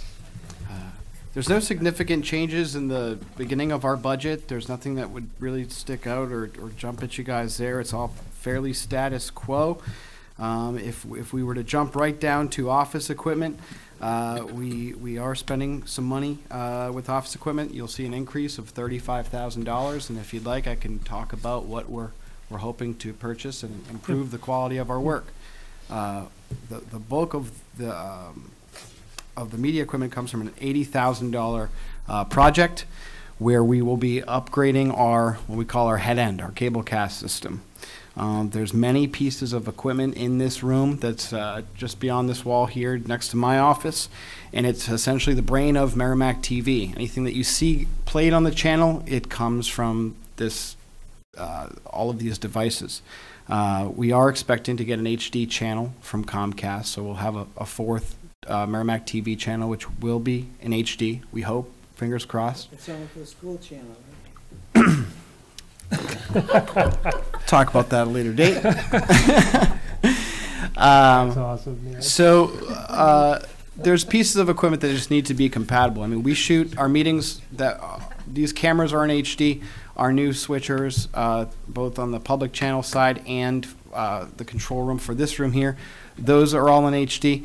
If you've noticed the past couple months, we now upload all of the meetings that take place not just up here, but also next door in the memorial room. Those are shot in HD and uploaded to our YouTube channel in HD. What's not in high definition is mostly everything that's in our head end. So there's pieces of equipment in there that just aren't compatible with any HD gear. So what this will do is any of the programs that you'll see played will be shot in high definition. The video file itself will be in high definition, so that for the one HD channel we have, you'll be able to actually see it in HD. I do believe that, without getting into the nuts and bolts of it, but if we have an HD file that's playing on a server, and it's being played through a standard definition signal that gets sent to Comcast, you'll see a better quality signal for sure. Additionally, this project will include a video server as well, so that we may not just be reliant on using YouTube to show our content show our content via YouTube. You'll also be able to see this any content that we have on our video server, you'll be able to watch in HD linked from the Merrimack TV website. Also, we'd have the option to, the Cablecast unit has a service called Reflect. And right now, using the Reflect service, you'd be able to see the Merrimack TV content via an Apple TV device. So this is a forward-thinking project. It's a long time coming. We've definitely made upgrades to our Cablecast system, our head end, over the past 10 years. But this is, it's been piecemeal, and it's just been as we've added things or we wanted to make small upgrades. But this is more or less a complete overhaul of everything that's in that room. Peter. Nick, I'm curious. I see a lot of these, and it's nice to see these upgrades. But I'm still in the memorial room.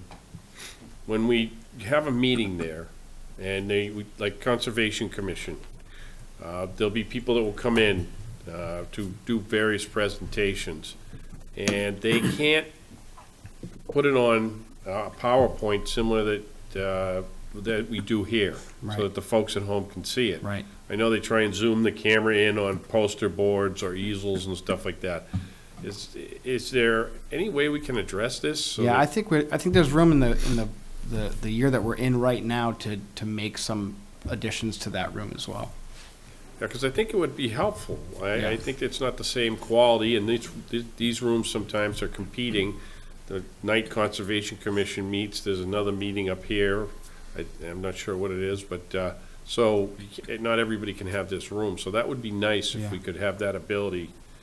That presenters can do much like they do here, log on their laptop and put a thumb drive in and make a presentation. Yeah, absolutely. I think that's something that we can do. Thank you. Yeah. Nancy? First of all, you heard me do my spiel early. I was going to do it now, right? Because Yes. I've spoken before the meeting. I did want to make a point, though. For any residents who have questions about the quality, I do have phone numbers for residents if they want to call Nick directly, and he does not mind receiving calls, questioning, whatever. So his phone number, Who's he? Nick Lavalle. This is my office line and not my cell phone. And your cell phone is what? No. Nick Lavalle, 423-8524. But the general office number is 423-8561. So if you have any questions, hopefully we're loud and clear. I mean, is that what you did? Did you make these more sensitive? I think we cranked up the audio a little bit, and it's hard to. It's hard. It's hard to do it kind of just like night of. You want to kind of test it out a little bit. So that's obviously why we're having a little bit of an issue, but we noticed it right away. Yeah, and it was like, whoa, they did something. I used to like you. There's something else that's included in this year's budget and the year that we're currently in as well, which was $5,000 for contractual services, and we've been working with a great video engineer that's helped us with a couple things that we just that have kind of slipped in the cracks over the past couple of years or so. So some of these little nuances we're going to address this year as well, and we've already started to. One of the comments I wanted to make aside from my preamble on the sound system is that we've had obviously a presentation about the contract and what's going to happen with that and the future of Comcast and the fees down the future. Part of me is knowing that time goes by, we're going to be getting less and less money for fees. And I think we need to be able to do whatever upgrades we need to do now while we're still getting the money. Because if we put it off, down the road, we may not have that money to do. So that's my only encouraging word for trying to do that work now. Barbara? On page 139, this would be under telephones. Comcast?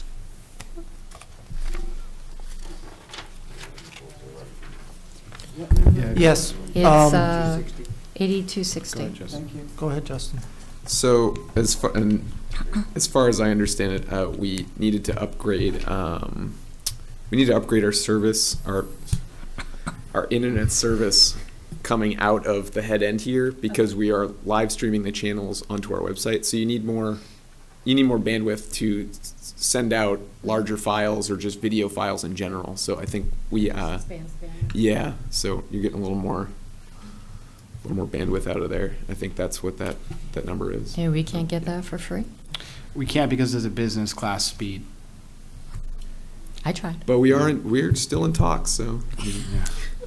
Yes, you are. I should also point out that we did meet last month. We did meet with the ad hoc media group, and we discussed not only the franchise agreement, but we also discussed other media needs. We also talked about what it is our department offers and what we could do moving into the future, and how we can have some initiatives that could further engage public interests and maybe even rebrand what the media division is. When you think media division, you just think cable TV, at least you have over the past 10 years or so.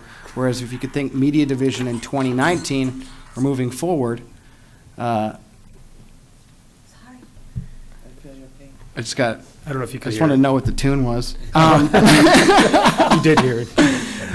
Moving forward, what could the town of Merrimack's media division be? And there's so much more that we could potentially do. Justin and I, moving into this calendar year and working with Barbara and this ad hoc media group, it was fun to talk about just the possibilities of incorporating maybe social media and other web-based applications to further inform the residents on what it is the town is doing, or also inform the residents on different community events and the like.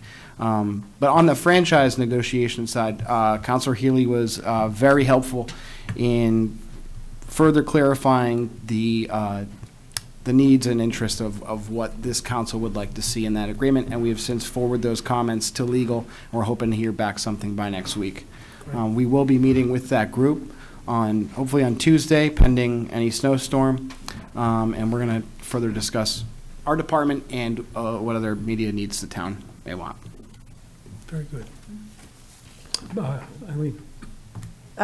You can decide whether or not you want this or not, but Paul just asked Tom to go down and make a copy of a better explanation of what happens in the media division in terms of money. I don't have it because he's making a copy, but okay. So I'll get you a copy of it. He's not too fast, but do you mind waiting just a couple of minutes? We can talk about something. Talk amongst yourselves or something. While Play that music again. Yeah. Tom's over here dancing, so he should be back up in a few minutes. Sure. But just to give you an understanding of the franchise fees, they aren't really diminishing that much. So from 2013-14, they were $311,000 per year, to a peak in 16-17 of $424,000, and now we're at about $405. So we're not seeing very serious, they're going up like this and then kind of leveling out. It'll be easier for you to see this, but I think it's an important thing for you to see what's going on. Talk about the fund balance and that sort of thing. So. Yeah, because I can imagine, though, if the day is not too off in the too distant future, that it will start coming down. I mean, I just read that they're raising rates because of the cable cutters. But again, when they raise the rates, it's potentially more revenue for us as well. It's just the number going down. Okay. Mm-hmm. You're right. They'll still. And we still have there he is. Here he comes. Everybody look at him. Thank you. Yes, you're timing you. Thank you, Tom. I think one thing to also think about, and we talked about it at the last meeting relative to franchise negotiations, is that at how much the industry has changed, and also there's legislation in front of the FCC where the cable company may not have to necessarily offer in-kind services, and what those in-kind services are hasn't been specified, but they may include things such as services for municipalities, basic cable TV for police, fire, or municipal and school buildings.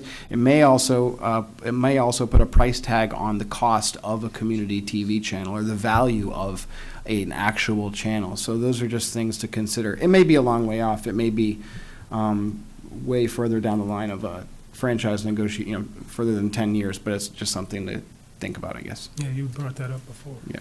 Okay, I probably should have brought this to show up on the screen, but it just occurred to me that it's kind of been piecemeal throughout the budget, and money goes into the general fund, and it's kind of confusing. So if you look at your sheet of paper here, it shows the revenues, which are the franchise fees on the first line there since 2013-14, and what's going on with them. And then there's other revenue that we receive for interest and other kinds of services. So the expenditures are, the total expenses are in the, this year are being proposed $340,000. Then another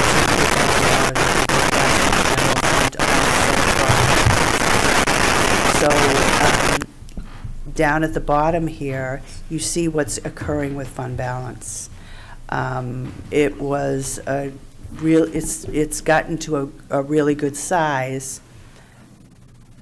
Oh, I should have just waved my magic wand, right?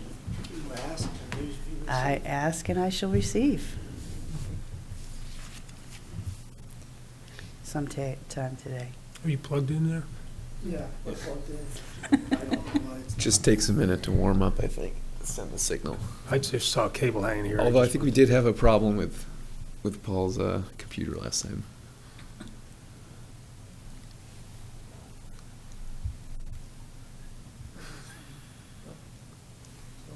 I'm looking at the same thing you have, Connected. Yeah, I see it right there. Well, yeah. Duplicate. That's a different cable. It's like an old cable. Okay, so so if you look.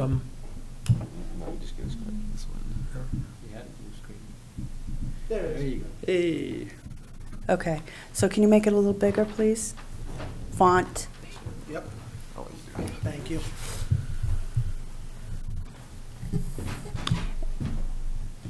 And if you would please do the pointing, Paul. Yes, I will. Give Vanna. me 30 seconds. I got it. Vanna White. Is that too big? That's Yeah. good. How's that? Well, get rid of the blue. I will. There you go. I can actually see it perfectly. Details. Okay. There you go. Okay. So this shows what we were just talking about. So the top line there in revenues shows the franchise fees of what has occurred over time, up to an actual of $424,000 peak in 2016-17, and it's gone down, but it's not necessarily. We don't know that it's going to go down necessarily really rapidly, and it's something that we never really know what we're going to get. We get checks quarterly, so so what happens is if you so you have your revenues, then you have your interest, then you have your expenditures that you've seen here, the details, then you have the general fund offset, and that is show. Now you can see we're starting to buy down the fund balance. Up, please, up, up. I need to see that. What? Your other up. There you go. You mean down? Okay. So I gotta just do this. let it be, as they say. So we're You trying to annoy me? No, I'm trying to get the column so people can actually do the reading. It is working. All right, enough. So, okay, so what you can see there is what the fund balance was at June 30th, 2013, and what that 127 number is the accumulated 44, 59, 76, 33, up to 2387. So add those all together, it just shows you what has occurred over those years. So that was like the net of what occurred in those funds. So the balance then became $836,000, which again is too high. So we're starting to buy that down in these 2 years. Move over.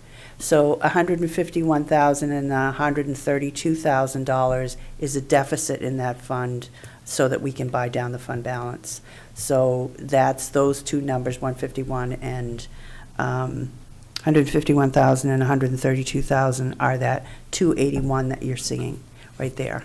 So we anticipate at the end of this fiscal year, June 30th, 2019, that the fund balance will be $554,000. Then, as you see, you'll have your revenues coming in, you'll have your expenses, you'll have the amount that goes over to the general fund, and we're trying to make that a deficit every year so that the general fund can have offsetting revenue for this. So that's, do you understand how that works now? Oh, yeah. Yeah, okay. It's just kind of all over the place in the budget, and I just wanted to show it to you in a consolidated way. And since you mentioned the offset, maybe you could explain what that is again for the folks at home. Sure. So the general fund is where the tax rate is derived. So these funds here are self-supporting funds. This fund is the council from a you know, philosophical, procedural type of thing, decided that that this franchise fee did not have to be used all for the media division, but we would use it for what we needed it for, and we would use the balance to give back to the taxpayers. So that's basically saying about half of, a little over half of your franchise fees are going back to offset property taxes. So you'll see that in the general fund revenue. So what happens is you have your expenditures in the general fund. Again, this is the way the tax rate comes from. Your and revenues from other sources other than property taxes, like this, like motor vehicle permits, that kind of thing. And then you come to amount to be raised by taxes, and that's how you come up with a tax rate. So it sounds confusing, but I was trying to make it less confusing. Yep, Is that's that perfect? Okay, thank you. All right. So we're, I guess we're all set with Nick then. I mean, that was a good explanation on that, and I understand their desires, and they work for me. So. All right. Thanks, Nick. Thanks, Justin. guys. Thank you. Have a good night. All right, next item is tab 1, general government.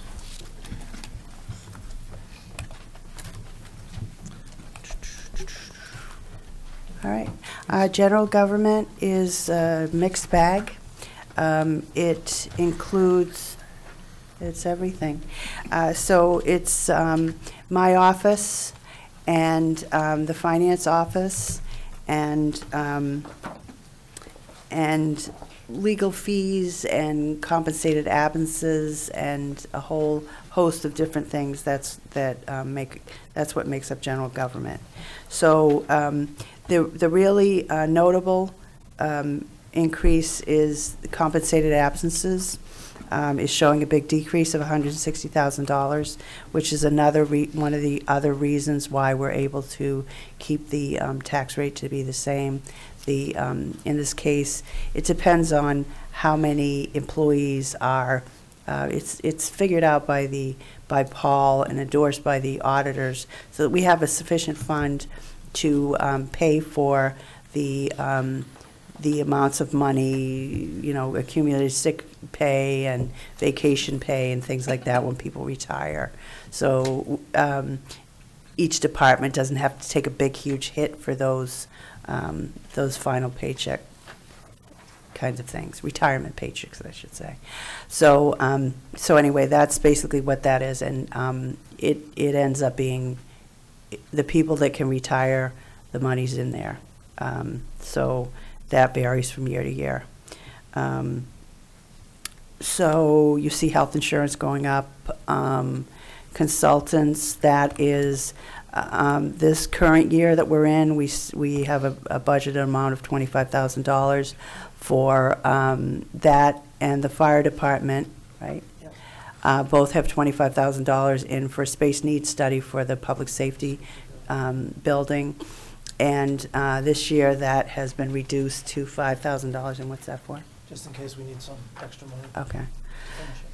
So, well, $5,000 in a $30 million budget, that's not too bad. And other outside services, you told me what this was, but I don't remember. That increase is mostly due to the ambulance fees. Eileen asked me to look at that. Last year, we have an outside service. They charge us 6.5% to do our ambulance billing. Last year, they billed roughly $1 million after contractual adjustments. We collected about $770,000, so we're collecting between 75 and 77% of what we're billing. They are. Their fee, because of we paid them about $48,000 last year, so we increased that line. Honestly, I made a mistake in interpreting my person's numbers. What we did, we also increased the fee for the credit bureau. I increased it to $12,000. We can actually reduce that back to the $3,500 fee that we had in the previous year, which is a savings about $9,000. Did you do that? Paul, where are you right now? Oh, I'm sorry. We're on 8359. Thank you. I didn't. So the credit bureau I increased because I mistakenly took her numbers. I did it on everything we send to the credit agency. We only are collecting with the credit agencies less than probably a couple $1,000s a year. So the fee could go back to $3,500. Collection agency? Yes. Oh, okay. Yeah, credit bureau collection agency. And we use, for the people at home, we use that for people that are out of state. And that we also use that for people that we cannot find addresses or get a good address back. We'll send them right over to collection. Any amount of money that our ComStar, who's our collection agency and billing agency for ambulance, they'll send them the ones they cannot collect to us after 90 days. And we have a very diligent program to bring people to court to pay for their ambulance fees. And the remaining 25% we bring to court or we send them to collection. So we try to get every dime out of our ambulance bills as possible. There are people who, if they cannot pay, there are abatements that they can process. And we run all our abatements through welfare, Pat Murphy's department, and she reviews them for need-based. I think I'm going to small claims. And then small claims. We take them to small claims. If the abatement process, if they come and Pat thinks they can pay, we bring them to small claims to get our payments. If they can pay, right? If they can't pay, we write those off through the welfare department. So again, just so over the past probably 3 years, the ambulance revenue has been increasing. So you can see that when we look at revenues, you'll see that in your revenue items, I think.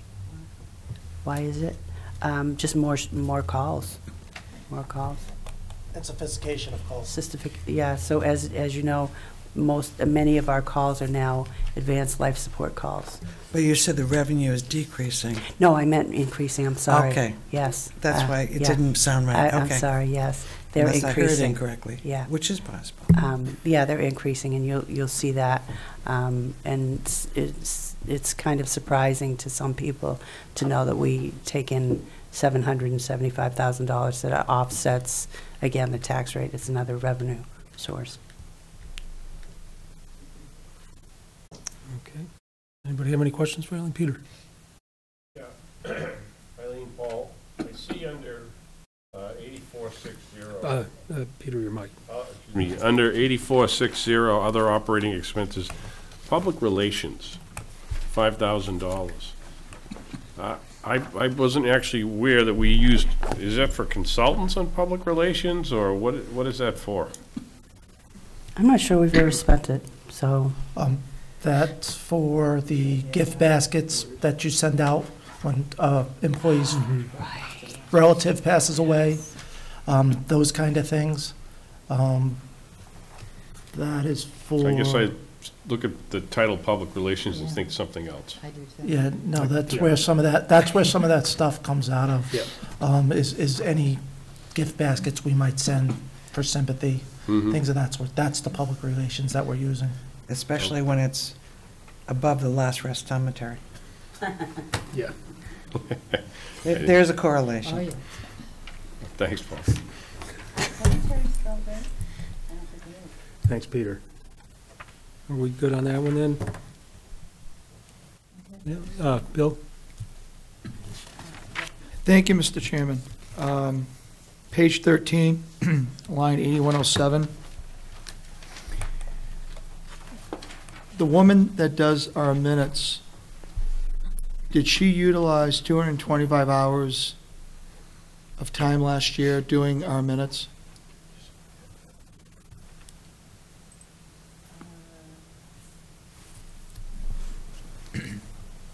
I don't have the breakdown of the actual, so. The other question is, the woman who's responsible for doing our minutes, she also does ZBA, Planning Board, and Concom, is that correct? Yes or no? No. I don't think so.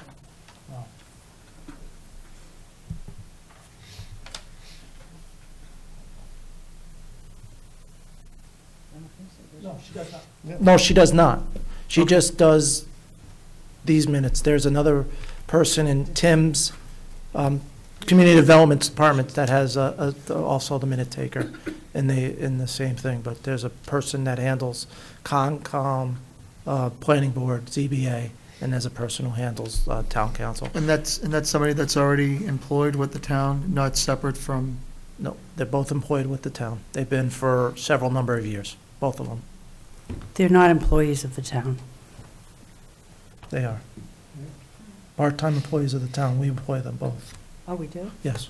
Okay. So the reason why I'm asking the question, because was looking at that number, and I did not know if we're commingling all of the minutes under that particular line, because when I looked at the community development budget, I didn't see anything in here as it relates to minutes.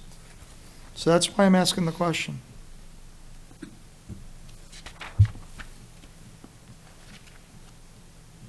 If this line item of 8107 is incumbent of all the minutes that we do, that it employs all the people to do the minutes, I'm fine with that. No. In 0121, 8107, there's a line item that says recording secretary, planning and zoning boards. Correct. That is for the minutes. That's 200 hours is for the minutes for those individual boards, plus COMCOM. This 225 hours in general government is just for the town council meetings. And those could range from, you have 24 to 30 meetings a year, depending, and she does all the minutes. Okay. Barbara?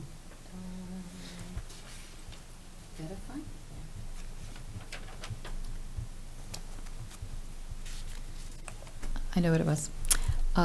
Page 16, 8405, Nashua Transit System. What's the thing again? 8405? Page 16 is 8405. Thank you. How does that work? It's a paratransit system that provides services for people that may require. Well, I know how it works if you're in Nashua.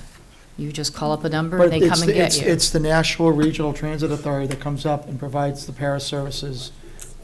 Now, in other places I've lived, being a case manager once upon my time, when you pay that, the person pays that themselves when they call for the transport. Are we paying for the transport? $2 is what they pay. Here? Correct. Here. Okay. My neighbor up the street uses it every day. and it allows him to go to, Tom, I apologize, where your son gave a speech. I'm drawing the total. Plus Company? Plus Company, thank you. He goes to the Plus Company every day, where he works on job skills, and he's actually employed there. Okay, that's just not anything I've bumped into in the past in other cities and towns. So I think it's good for our folks here in town to know that the town is actually picking up the bill for the transport for our elderly and our disabled. Did that ever used to show up in the welfare budget? It's always been here? Yep. Okay. Eileen? It's also vetted through Pat as well, so Pat Murphy from the welfare system. So she looks at it from the same perspective that she does the other social service agencies, where they have to come in and they have to tell us how many riders did you have this year and that kind of thing. So they have to prove that the services are being rendered here in Merrimack. So, and it's not an easy process to get through, Pat. She's great. You all set, Barbara? You good? Peter? Yeah, the number jumped out at me, Eileen or Paul, and Peter, you have to get your mic. Sorry, a number jumped out at me, and it's excess sick leave and purchase. What is it? For this division, and under 8103, wages supervisory. No, actually, sorry, strike that. I looked at it wrong. My mistake. Blame the cold. Okay, we're good? All set? All right. Proposed issuance of debt. The proposed issuance of debt, the only one we have is the big one for the wastewater treatment plant. Yep. Nothing obviously in the general fund. You've already seen a presentation on that. Yep. Okay. And Kyle has been taking his show on the road. Yep, good, good. So we're all set there, then we'll move on. Nancy? I just would like to make a comment. If Kyle needs assistance and additional people to go around, I'd be very happy to, and perhaps other counselors, if he wants other people to go with him. That's great, like the senior center or something? Exactly. Yeah, okay, You know, I'll let whether him it be know. Rotary or anything else, because sometimes there are questions not directly related, but how it fits into other things, and perhaps that perspective might be helpful. So I'd volunteer my time, we can. Yeah. Okay.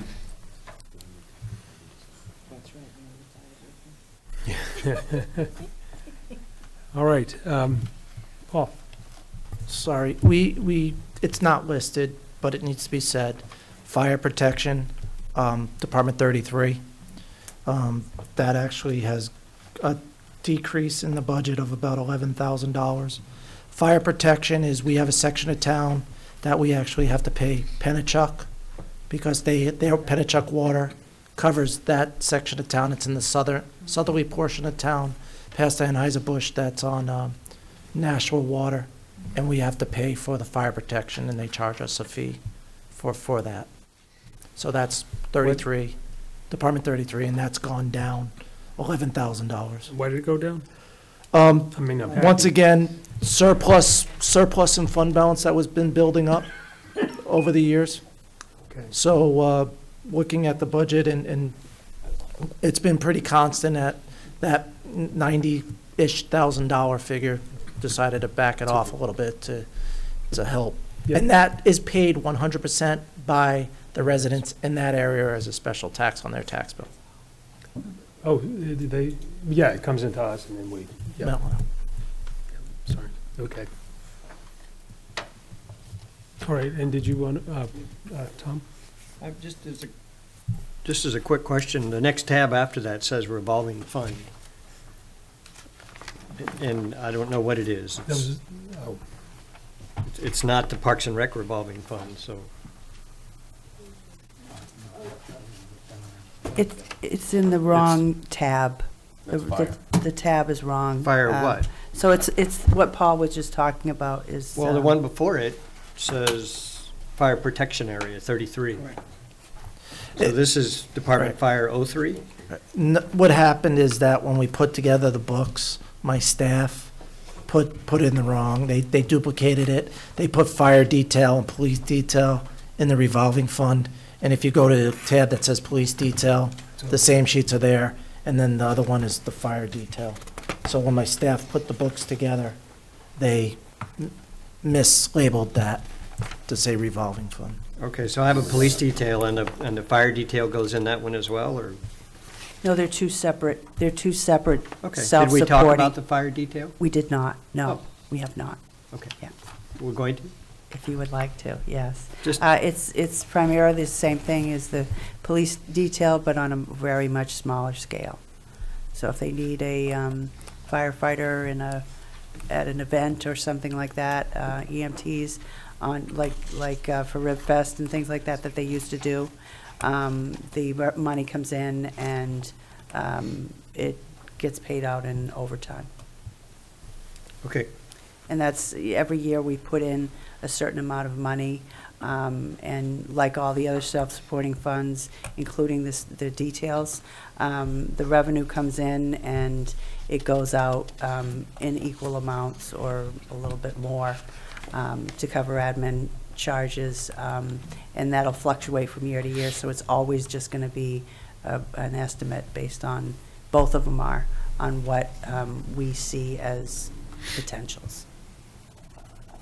Right, but we gross budget, so you need to try and get as close as you can. That's right, yeah. You can't spend any more than that. That's right. Mhm. Peter?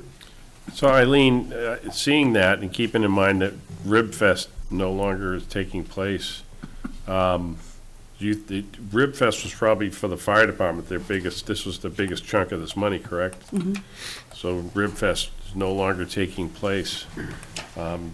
Do we need all that money in there, or? You can take it out, but there's also a matching revenue. So you There's can. what? There's a matching revenue, just like with the police details. So it wouldn't affect anything, except it would be more accurate, which is nothing wrong with that. But I think that's a good call, but I'll have to speak to the chief about how much was RibFest, and then you can reduce it accordingly, but there'd be the same amount Yeah, of. if it makes I have no Same amount problem. of If it doesn't revenue make a difference in the decrease. bottom line. It does not, no. Okay.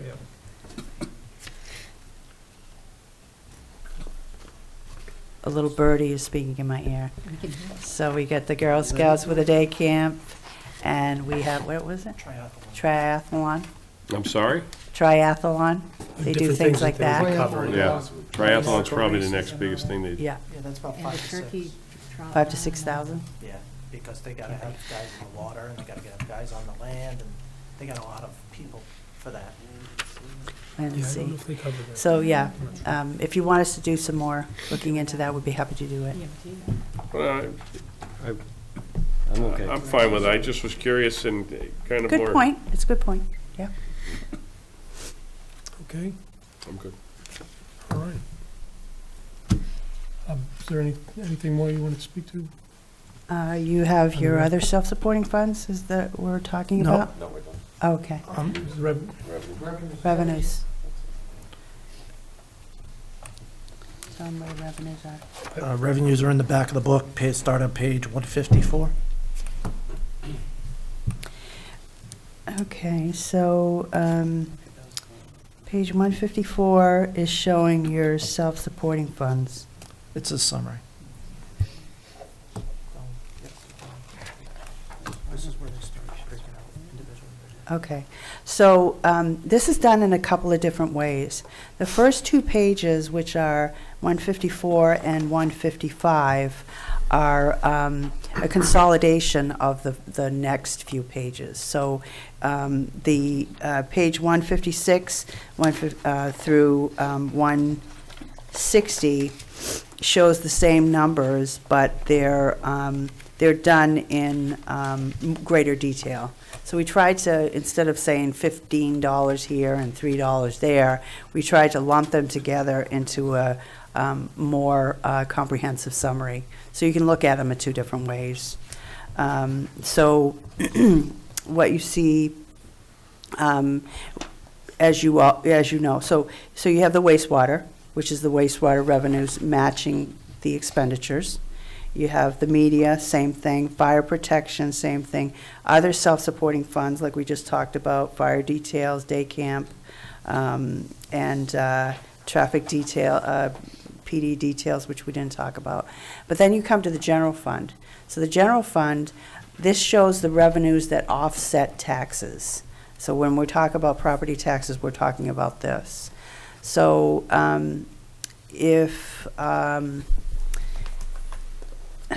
so I'm looking for the page that shows the net amount that is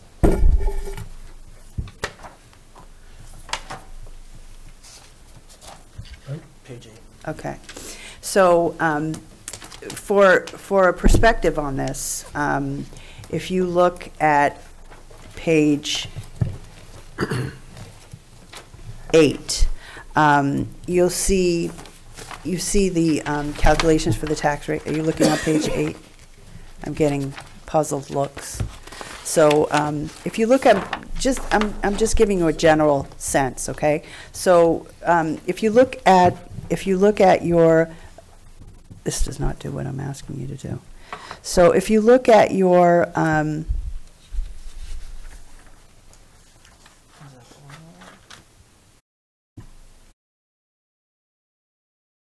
yeah. So again, back to page 3. Sorry. Page who? Page 3. I wanted to show you how much money that we receive from other sources other than property taxes into the general fund. And the sheet that we were looking at, they were all lumped in from sewer, et cetera, et cetera. So this gives you a sense of how much money we receive from other sources. From the general fund, you can see under revenues, $10,210,000 we receive in other revenues. And that's primarily what we're talking about. The largest by far is motor vehicle revenue permits, which is $5,200,000, I think it is. And then we'll get into the details. But I just wanted to give you a perspective that of the general fund expenditures, 10 million of that comes from other sources rather than property tax. So if you want to go back again to your revenue page, it gives the detail of what that $10 million is.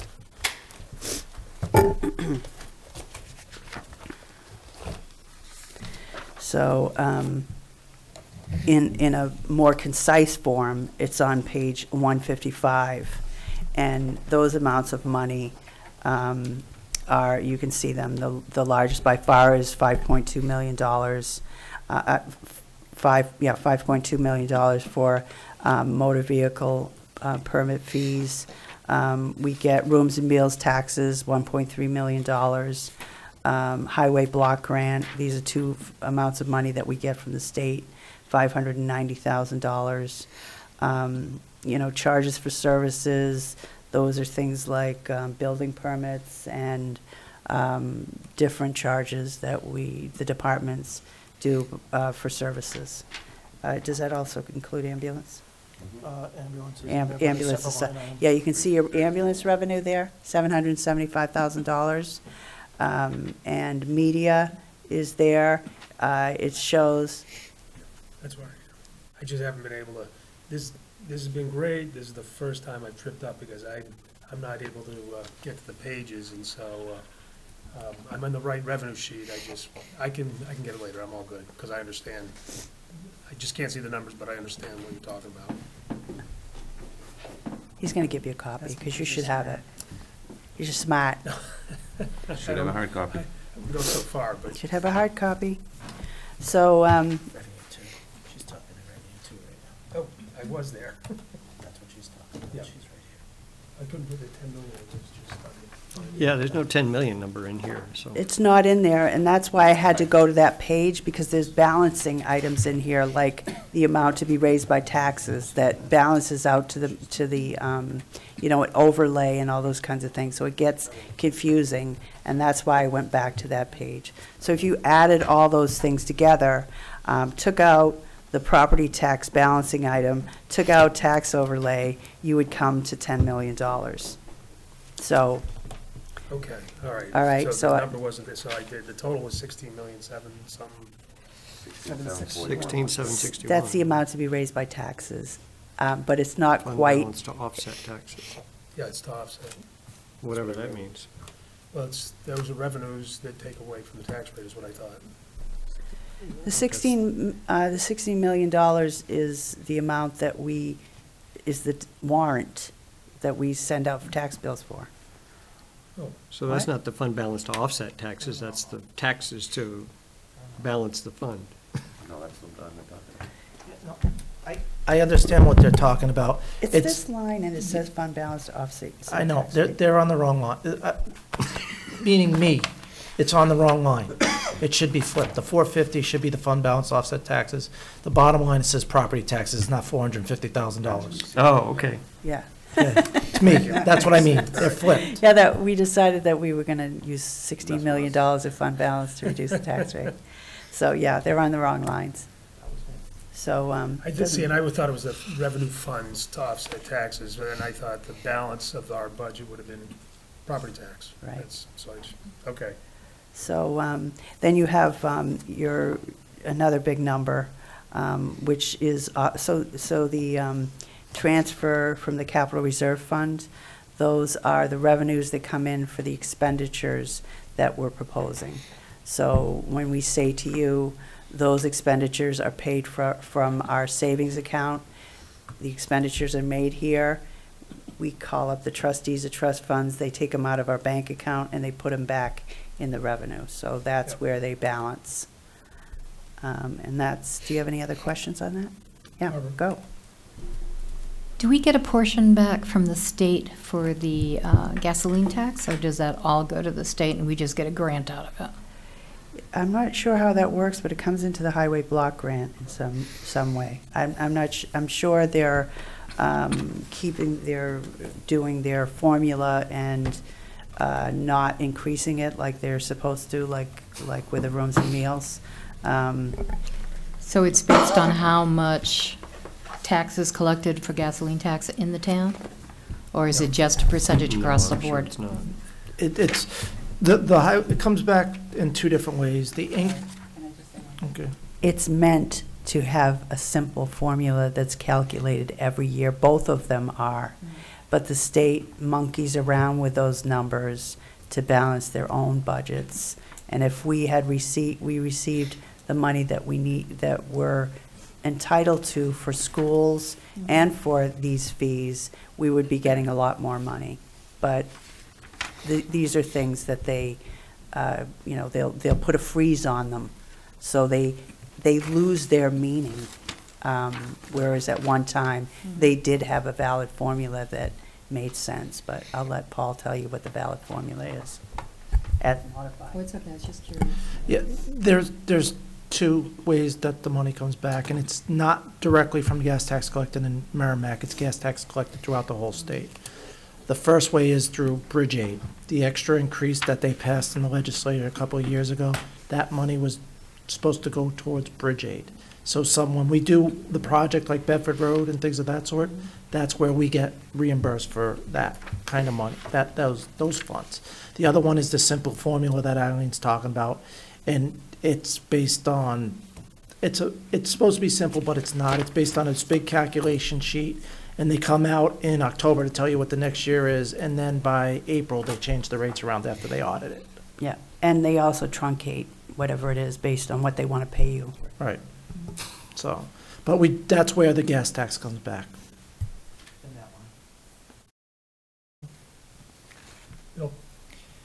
Thank you, Mr. Chairman.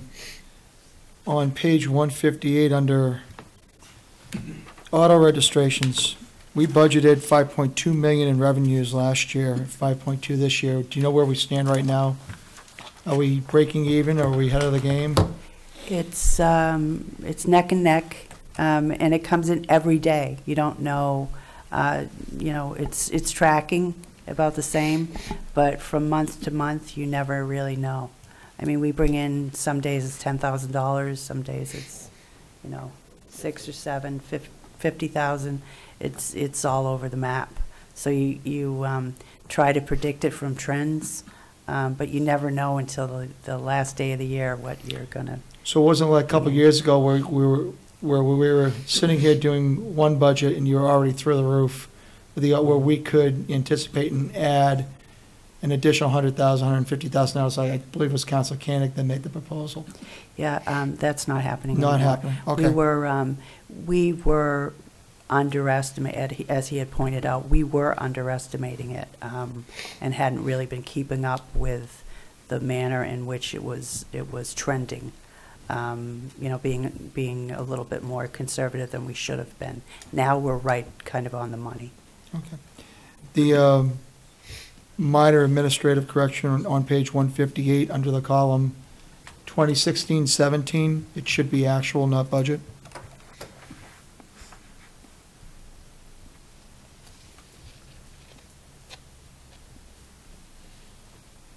I'm sorry, somebody was talking to me. What did you say? Page 158 in the column where it says 2016-17, in the description line, it reads budget, it should read actual. Okay, that's it.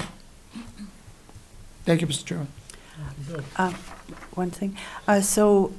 We got some news recently about, from workers' comp, that, and again, it's a strange, we're trying to figure out how exactly they're going to go about it, but we're entitled to $116,000 for a refund of premiums on our workers' comp.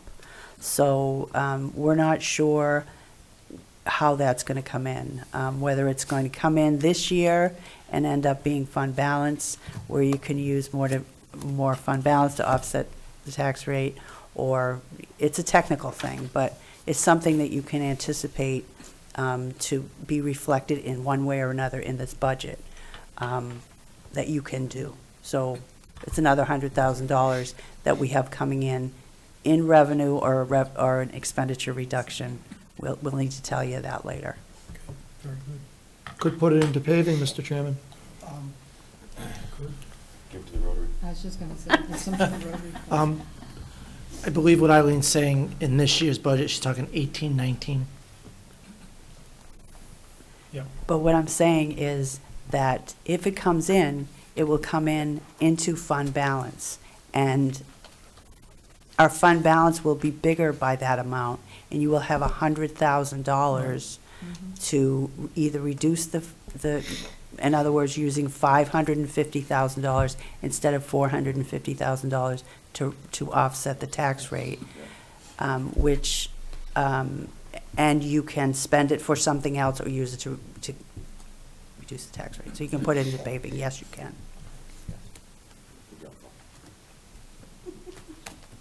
All right. Just Tom. real quick, and on 159 under cable television section, it has the cable TV franchise fees as revenue here. Yes, and that's why I showed them to you separately, and I told you that they were confusing, because you would, it's showing in here the amount that the general fund contributes.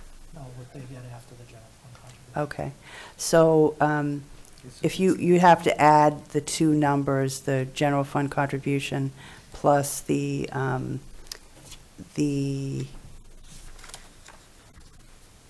anyway, it's very confusing, and that's why I showed it to you the other way. They're, as I said, it's all over the budget, but it is reflected. Just any idea what surplus means? Surplus means what I showed you, this thing here.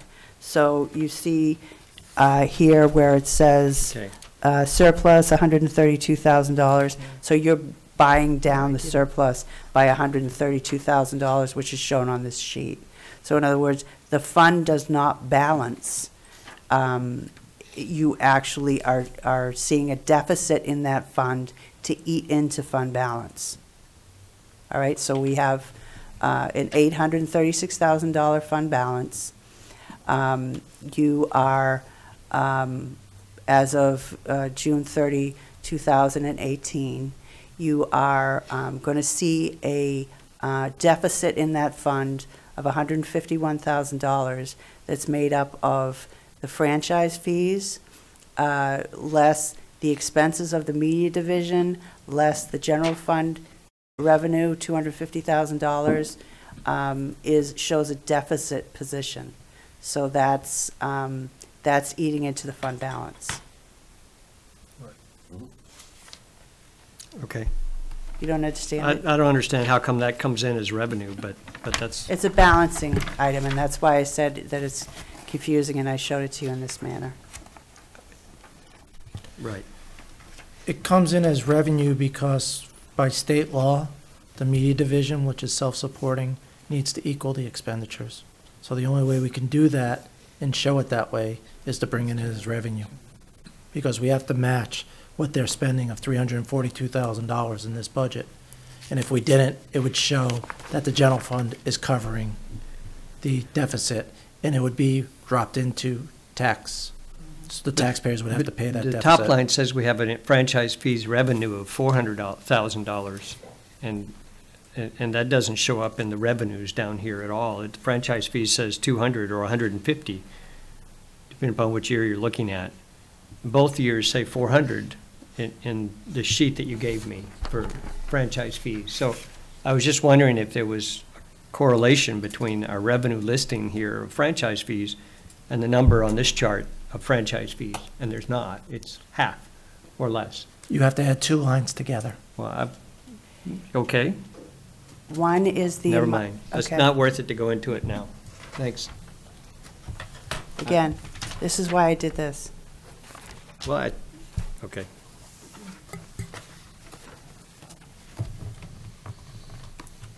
Otherwise, we're all set? Yep. All right.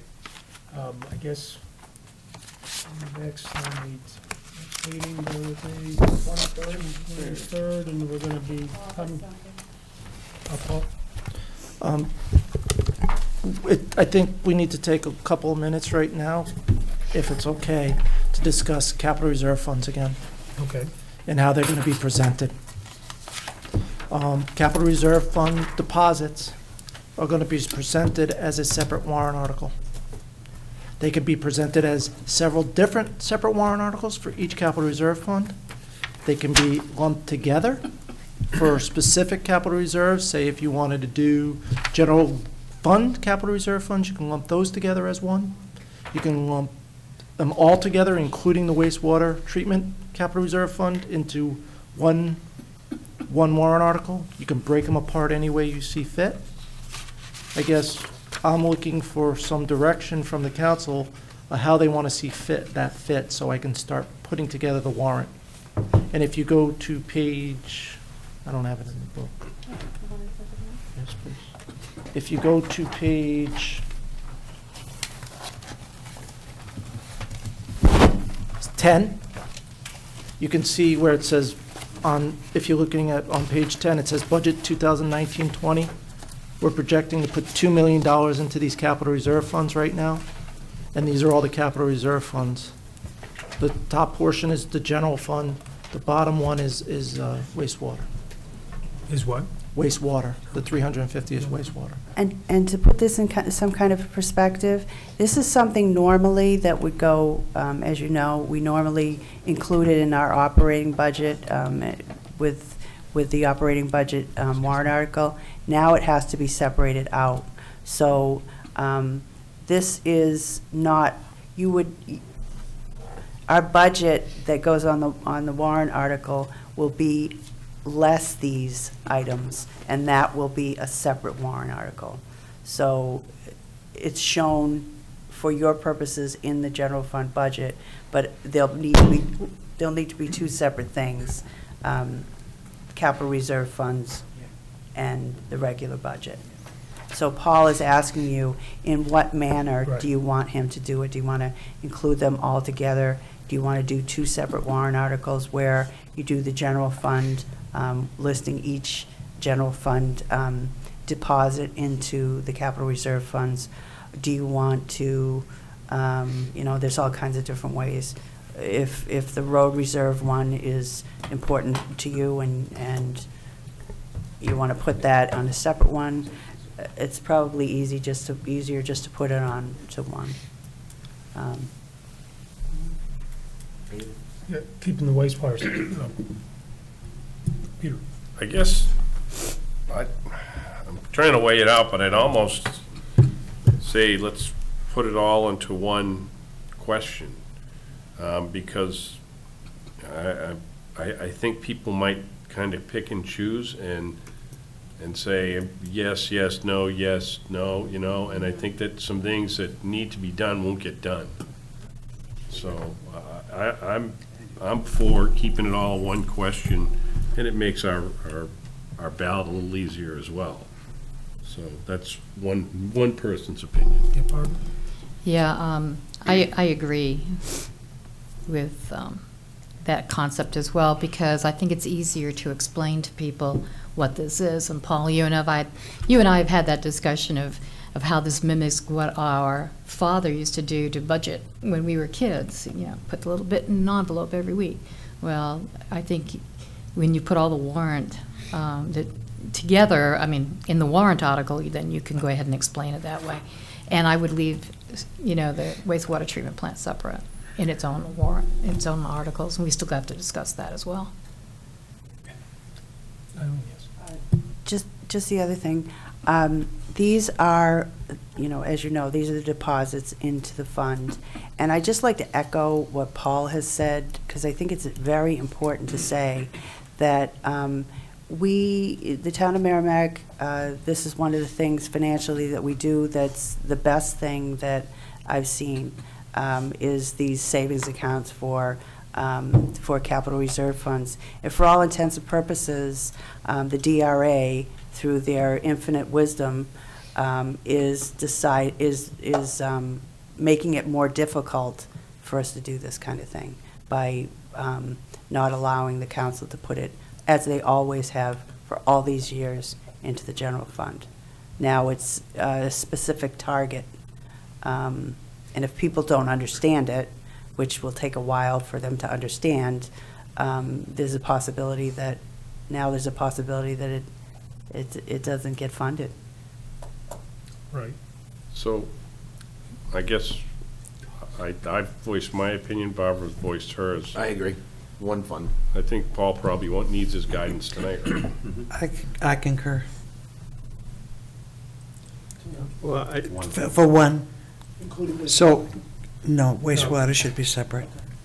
So how much are you talking about? 1.65 million in one of them and 350,000 in the other one? So I think that last cautionary note of Eileen's is very important, that if we lose that ballot, we lose everything.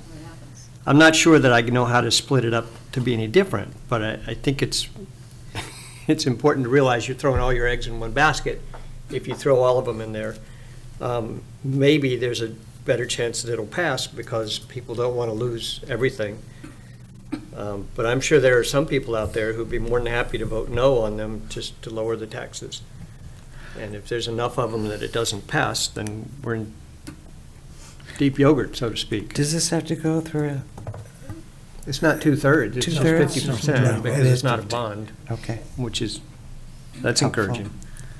I understand what you're saying, Tom. I guess the only thing is you have something like road infrastructure. Everyone, well, I shouldn't say, a significant amount of people will say, oh, God, we do need that. Are they going to say no to that because they don't like the highway equipment? You know what I'm saying? I do. think if we did it separately or grouped Well, I certainly wouldn't want to do differently- them all separate because that would just. Yeah, even if you group them, those items that are significantly needed which the general population agree with, which are really the big ticket items when you really look at it, I think that will override concerns about, gee, I don't want to give any money for playground equipment. Because comparatively, it's a very small percentage compared to a high priority item. But the point is we're not putting money into the playground equipment fund. But that's not the point. It's Actually, an example. it kind of is, because you've allocated 14 lines here where we're putting into capital reserves. We're not putting funds into athletic fields, we're not putting... No, we don't have to say that we're putting money Yes, in you do. those. Yes, you do. No, you don't. This Yes, is what I'm getting at. You can pick out the 14 lines and actually have that as one warrant as opposed to having this entire thing appear on a warrant. All you have to do is present the amount of money that you want to put into a capital reserve. No, you don't. You have to write each individual thing on the warrant article with a total.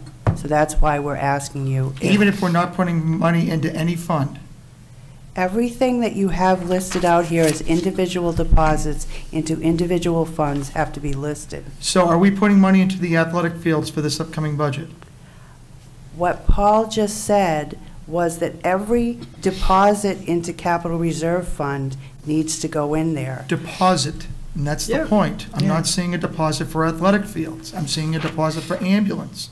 So therefore, if we're talking deposits, you can present a warrant article for capital reserves that shows just the deposits, not every other capital reserve fund that's listed here. Right, that's what we just said, yeah. That's not coming through clear to me at all. It sounds like that you want to present the entire... Only the things that we are designating to put funds into. Okay. So you're right, things like athletic fields would not be in that, nor would the Land Bank, Norwood Daniel Webster Playground. Highway.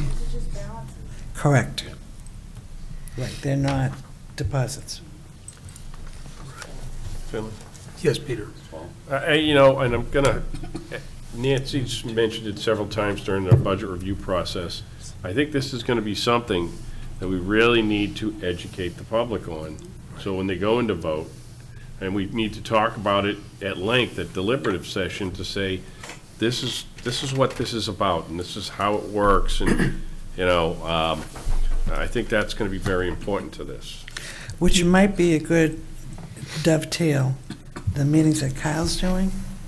That would probably be an appropriate time to say, while we have your attention, just let's give you a forewarning that things are done a little differently and what it means.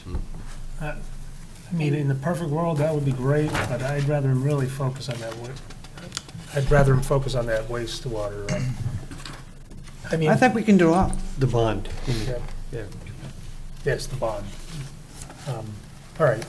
I don't know if understand. I'm thinking. I don't disagree with that. He must have moderated these mics because I sat in the same place I've been. He told me my mic wasn't on, so I think he's turned it down a little. Well, you're facing the wrong direction. So turn this one on too. Yeah. I don't know if there's a way maybe to bring them out where Public Works deposits would show up in one, because Tom's thought, I don't know how it'll end up until voting day, but his concern is very valid, and so you know, I don't know if it can be broken out in a little different way as opposed to each individual one, but you know, Public Works projects and things together. I think you're going to have to see what happens. You have to see what happens with the, you know, with the taxpayers and whether or not they're going to put money in or not. All right. That was just you know, I'm just thinking, road infrastructure, the highway. Well, once they understand equipment. it, I think that it won't be a problem. But it's a matter of education. There's going to be an awful lot of warrant articles on the ballot this year, and to have groupings of them, it's going to, with a bond, with union contracts, and we have another couple for the fire department agents to expend thing. One of these capital reserve funds, you're not designated as agents to expend. So that's going to be on there, you know, and 11 to 12. Going back to the old day. Barbara, then Bill. Yeah, I think it's going to be important to make sure we explain it and also say we've been doing this for years. And this is why we only go to you to get a bond for the really big ticket items, and that we're able to afford to get the new truck for, you know, whoever, or the new ambulance for, you know, for fire. So I think it's important to explain it that way, that ultimately it's cheaper for the taxpayer for us to do it this way than it is to go out and get a bond for every other time we need something. I think it's significant. I think it's also significant. It's only a change in process, not amount. Right, because like you had just said, we should emphasize that we've been doing it, we've been doing this for years now, it's just, so, all right. So, Bill? Just to refresh my recollection, Paul, and apologies to my colleagues for being redundant, the reason why we were having this conversation was to rewrite the charter because it was brought to the town's attention that we were not doing, am I understanding, we were not doing this correctly? Okay. That is correct. So is there a law that says we're not doing this correctly? Yes, RSA 35.5. RSA is the state law that we have to follow. And who provided that guidance to us? Department of Revenue And Administration. did they give us any direction as to how we should be accounting for this once they made that error known to us, or however you want to phrase it? What they said was that we had to do this particular warrant article. We, that were proposing it, we wanted to do they came in and basically, they were trying to make us do that last year at the last minute. So we came in and we did our penance by listening to their thing about how you should have done it last year. And so now the chickens have come home to roost. Meanwhile, we were trying to do it through a charter change whereby the charter wouldn't refer to an RSA, but it would refer to a process. Okay. They are not allowing us to do that. So, you know, so we went to the DRA and we said, we'd like to do a charter change so that we're able to do it the way that we've always done. So we had anticipated that we'd put a charter change in this time. They're saying, you can't, we won't allow that charter change. And at that particular, they didn't provide us any direction as to what they felt would be an appropriate change. No, you can't change their charter. You have to do it the way that we're doing, is what they said. And we had Carrie Ann, our attorney, speak to them, and they went all the way to the AG's office to get an opinion on that. I apologize, Eileen. So, coming full circle, they're saying 35.5 trumps. Okay. All right, so are we doing it all at one? Is that what we're talking about then? Wastewater and general. Yeah, the two, right, two different ones, yes. So, okay, so we are going to go with all of them on one question. Right, in the way, Wastewater and another. I think it's easy. Yep, okay. All right, very good. So is there anything else? Just, I appreciate Councilor Koenig's thought that of the all or nothing, and agree with Councilor Albert that we have to educate people. But I also think that this community is very well educated on what we've done as a board over the last 5 to 6 years of being very good stewards of the taxpayer money, and some of the things that we've done to improve infrastructure, quality of life issues, and I mean, outside of probably the highway garage, where that was a consistent educational piece that we had to do, I think people get what we're trying to do with our capital reserve funds. So I think we have to talk to our neighbors and we have to talk to people, but I see it as a challenge, but I don't see it as a daunting challenge. But I think we need to tell people what we're doing. Oh, very good. You're absolutely right. It's a big education process.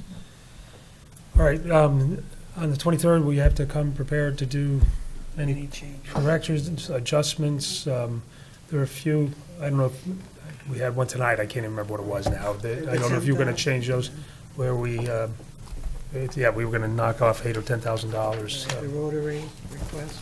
We will, we'll tally those up for you. We have some changes for you in the police department budget, because as we said, the staff has changed. Newer people coming in, people that are retiring, going out, so we have newer numbers that are lower there. We have some stuff in the fire department. And we'll put those other notations of those other things, like Rotary has asked for more and whatever things that there are. And how it affects the bottom line. Yes. And also, I will be proposing, maybe not on that night, but on the 14th, a non-union raise increase. Okay. On the when? The 14th? I prefer to do it on the, I would prefer to do it on the February 14th, I'm doing the 14th. public hearing because we still have some union contracts that are not settled. Right. But for the next, I thought you were including that with the next meeting, so. Because that's when the public meetings are too. Yeah. Public hearing's the 14th. Yeah. In addition, if the council has any additional cuts they would like to see in wages or things of that sort, if they could just send them to Eileen, so we can cost those out as well for everybody. Because it's not just the wage line, it's all the benefits that go along with it. So if you could get that Are to you Eileen. implying that somebody wants to cut staff? No, I am not. Okay, but- then, zip it. Well, I thought you What, I want to be calculating it that night because you guys yell at me and I don't have the number for that. That's not true. that's what Excel spreadsheets are for. That's right. All right. Can I bring up one other question? Yes. The, Eileen, you sent me some information about the NHMA membership dues and things like that. I don't know if you're still pursuing that information as far as potential costs for this coming year. Yes. When you mentioned that about NHMA, I wanted to, it's something that we've belonged to quite some time ago, but for a long time, about the benefits to the employees, various departments. Are they missing it? Are there things that they can't get from somewhere else? And so I sent out an email to all the department heads, and they have, I've gotten a mixed bag of responses, which I'll have an answer to. So I spoke to the lady over at NHMA to see how much our fee would be. It's the thing that bothers me about it, and I spoke to her about this, is that we don't use their legal services, so it's based on population. So we don't use their legal services, whereby some of the smaller towns, that's all they use. So maybe they're paying $3,000, but they're saving it in costs, but our bill is $24,000 and we don't use it at all. So we have to measure, I'm trying to measure the worth of it compared to what we get. So there's also a component that's important to note, which is in my opinion, we really haven't been paying our fair share on, which is the legislative, the work that they do in the legislature to make sure that they're doing some work on rooms and meals taxes, whereby we would receive a significant amount of money, as well as those grant ones that Sarita sent out that you saw. She was applying for, sending out a letter to the legislature to see if we can make sure that we got grant reimbursement for our last wastewater treatment plant bonds. So they do a lot of work with that. But to make a long story short, you have the legal costs. There isn't an a la carte menu. They're now starting to charge for programs at all. So you can go to the conference, or you can pay and pay $75 if you're a member, and $150 if you're not a member. So I mean, there's all these. Okay, the planning board was turned down and told they can't go to the meetings because we're not members. No, I'm talking about the conference. They have an annual conference. That's what I was talking about. And that's the one I thought the planning board wanted to go to and couldn't. I think that they can, but I think Okay. you're talking about individual, really good courses that the planning board can attend that are specifically for planning, zoning, and those kinds of things. Right. The municipal association meeting during the year is, for all intents and purposes, motivational speakers and, a vendor hall where there's not a lot. For their annual conference or The whatever, annual yeah. conference is not so much a learning experience, but there are several There are courses. other programs that they do put on that So. some people are interested in. not Yeah, necessarily all. so I got into a long discussion with a woman because in order to keep the large communities in the New Hampshire Municipal Association, they put a cap on it.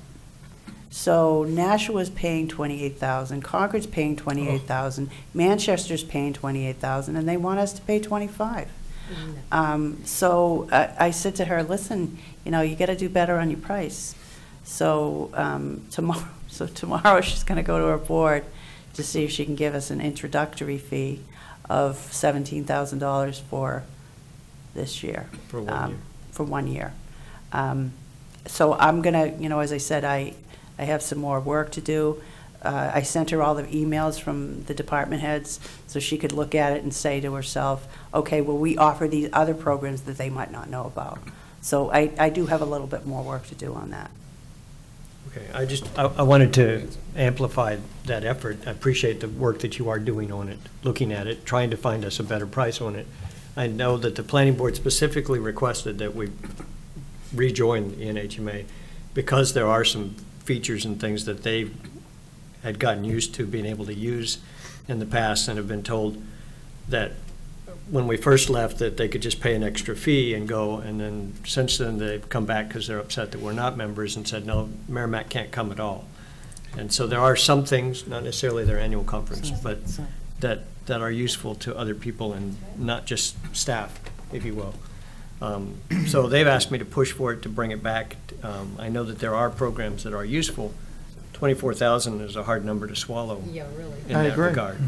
If we can get a reduction in that, it might be valuable to go back for a year to see if we can then assess during that year more carefully how much value we do get out of it. I know when I was on the budget committee, I appreciated having that legal advice capability because I didn't feel like I could use the town's legal advice because we were kind of at odds organization at that point in time. That's not our situation today. So I can't count on that too much, but in the past it's been comfortable to have it there for volunteers and non-staff members and stuff like that to be able to access it. So I think it's a worthwhile endeavor to certainly to consider it. If Eileen can help us with negotiating a price that we can afford, that'd be awesome. If she can't, then I give up, but. I mean, I think you and I would agree, Tom, that the $22,000 we pay to the National Regional Planning Commission is money that's absolutely well spent because of the value that we get in return, specifically in transportation planning services. That alone has been invaluable to the planning board and to Tim and his team down in community development. I think when I look at value and I put a price tag on a value, I can't justify, let's just say $17,000 for the sake of argument, just so our planning board can pay $50 as a member to go to a conference. I think it's a lot different than that. Well, we'll cross that bridge. Okay. That's how I look at it. All right, thank you. Thanks, Tom. I'll entertain a motion. Motion to adjourn. Second. Motion by Councilor Boyd. It's always a contest between Peter and Barbara. I'm giving it to Barbara tonight for a second. All those in favor signify by saying aye. Aye. Opposed, abstained, 700. Thank you very much. Thank you, sir.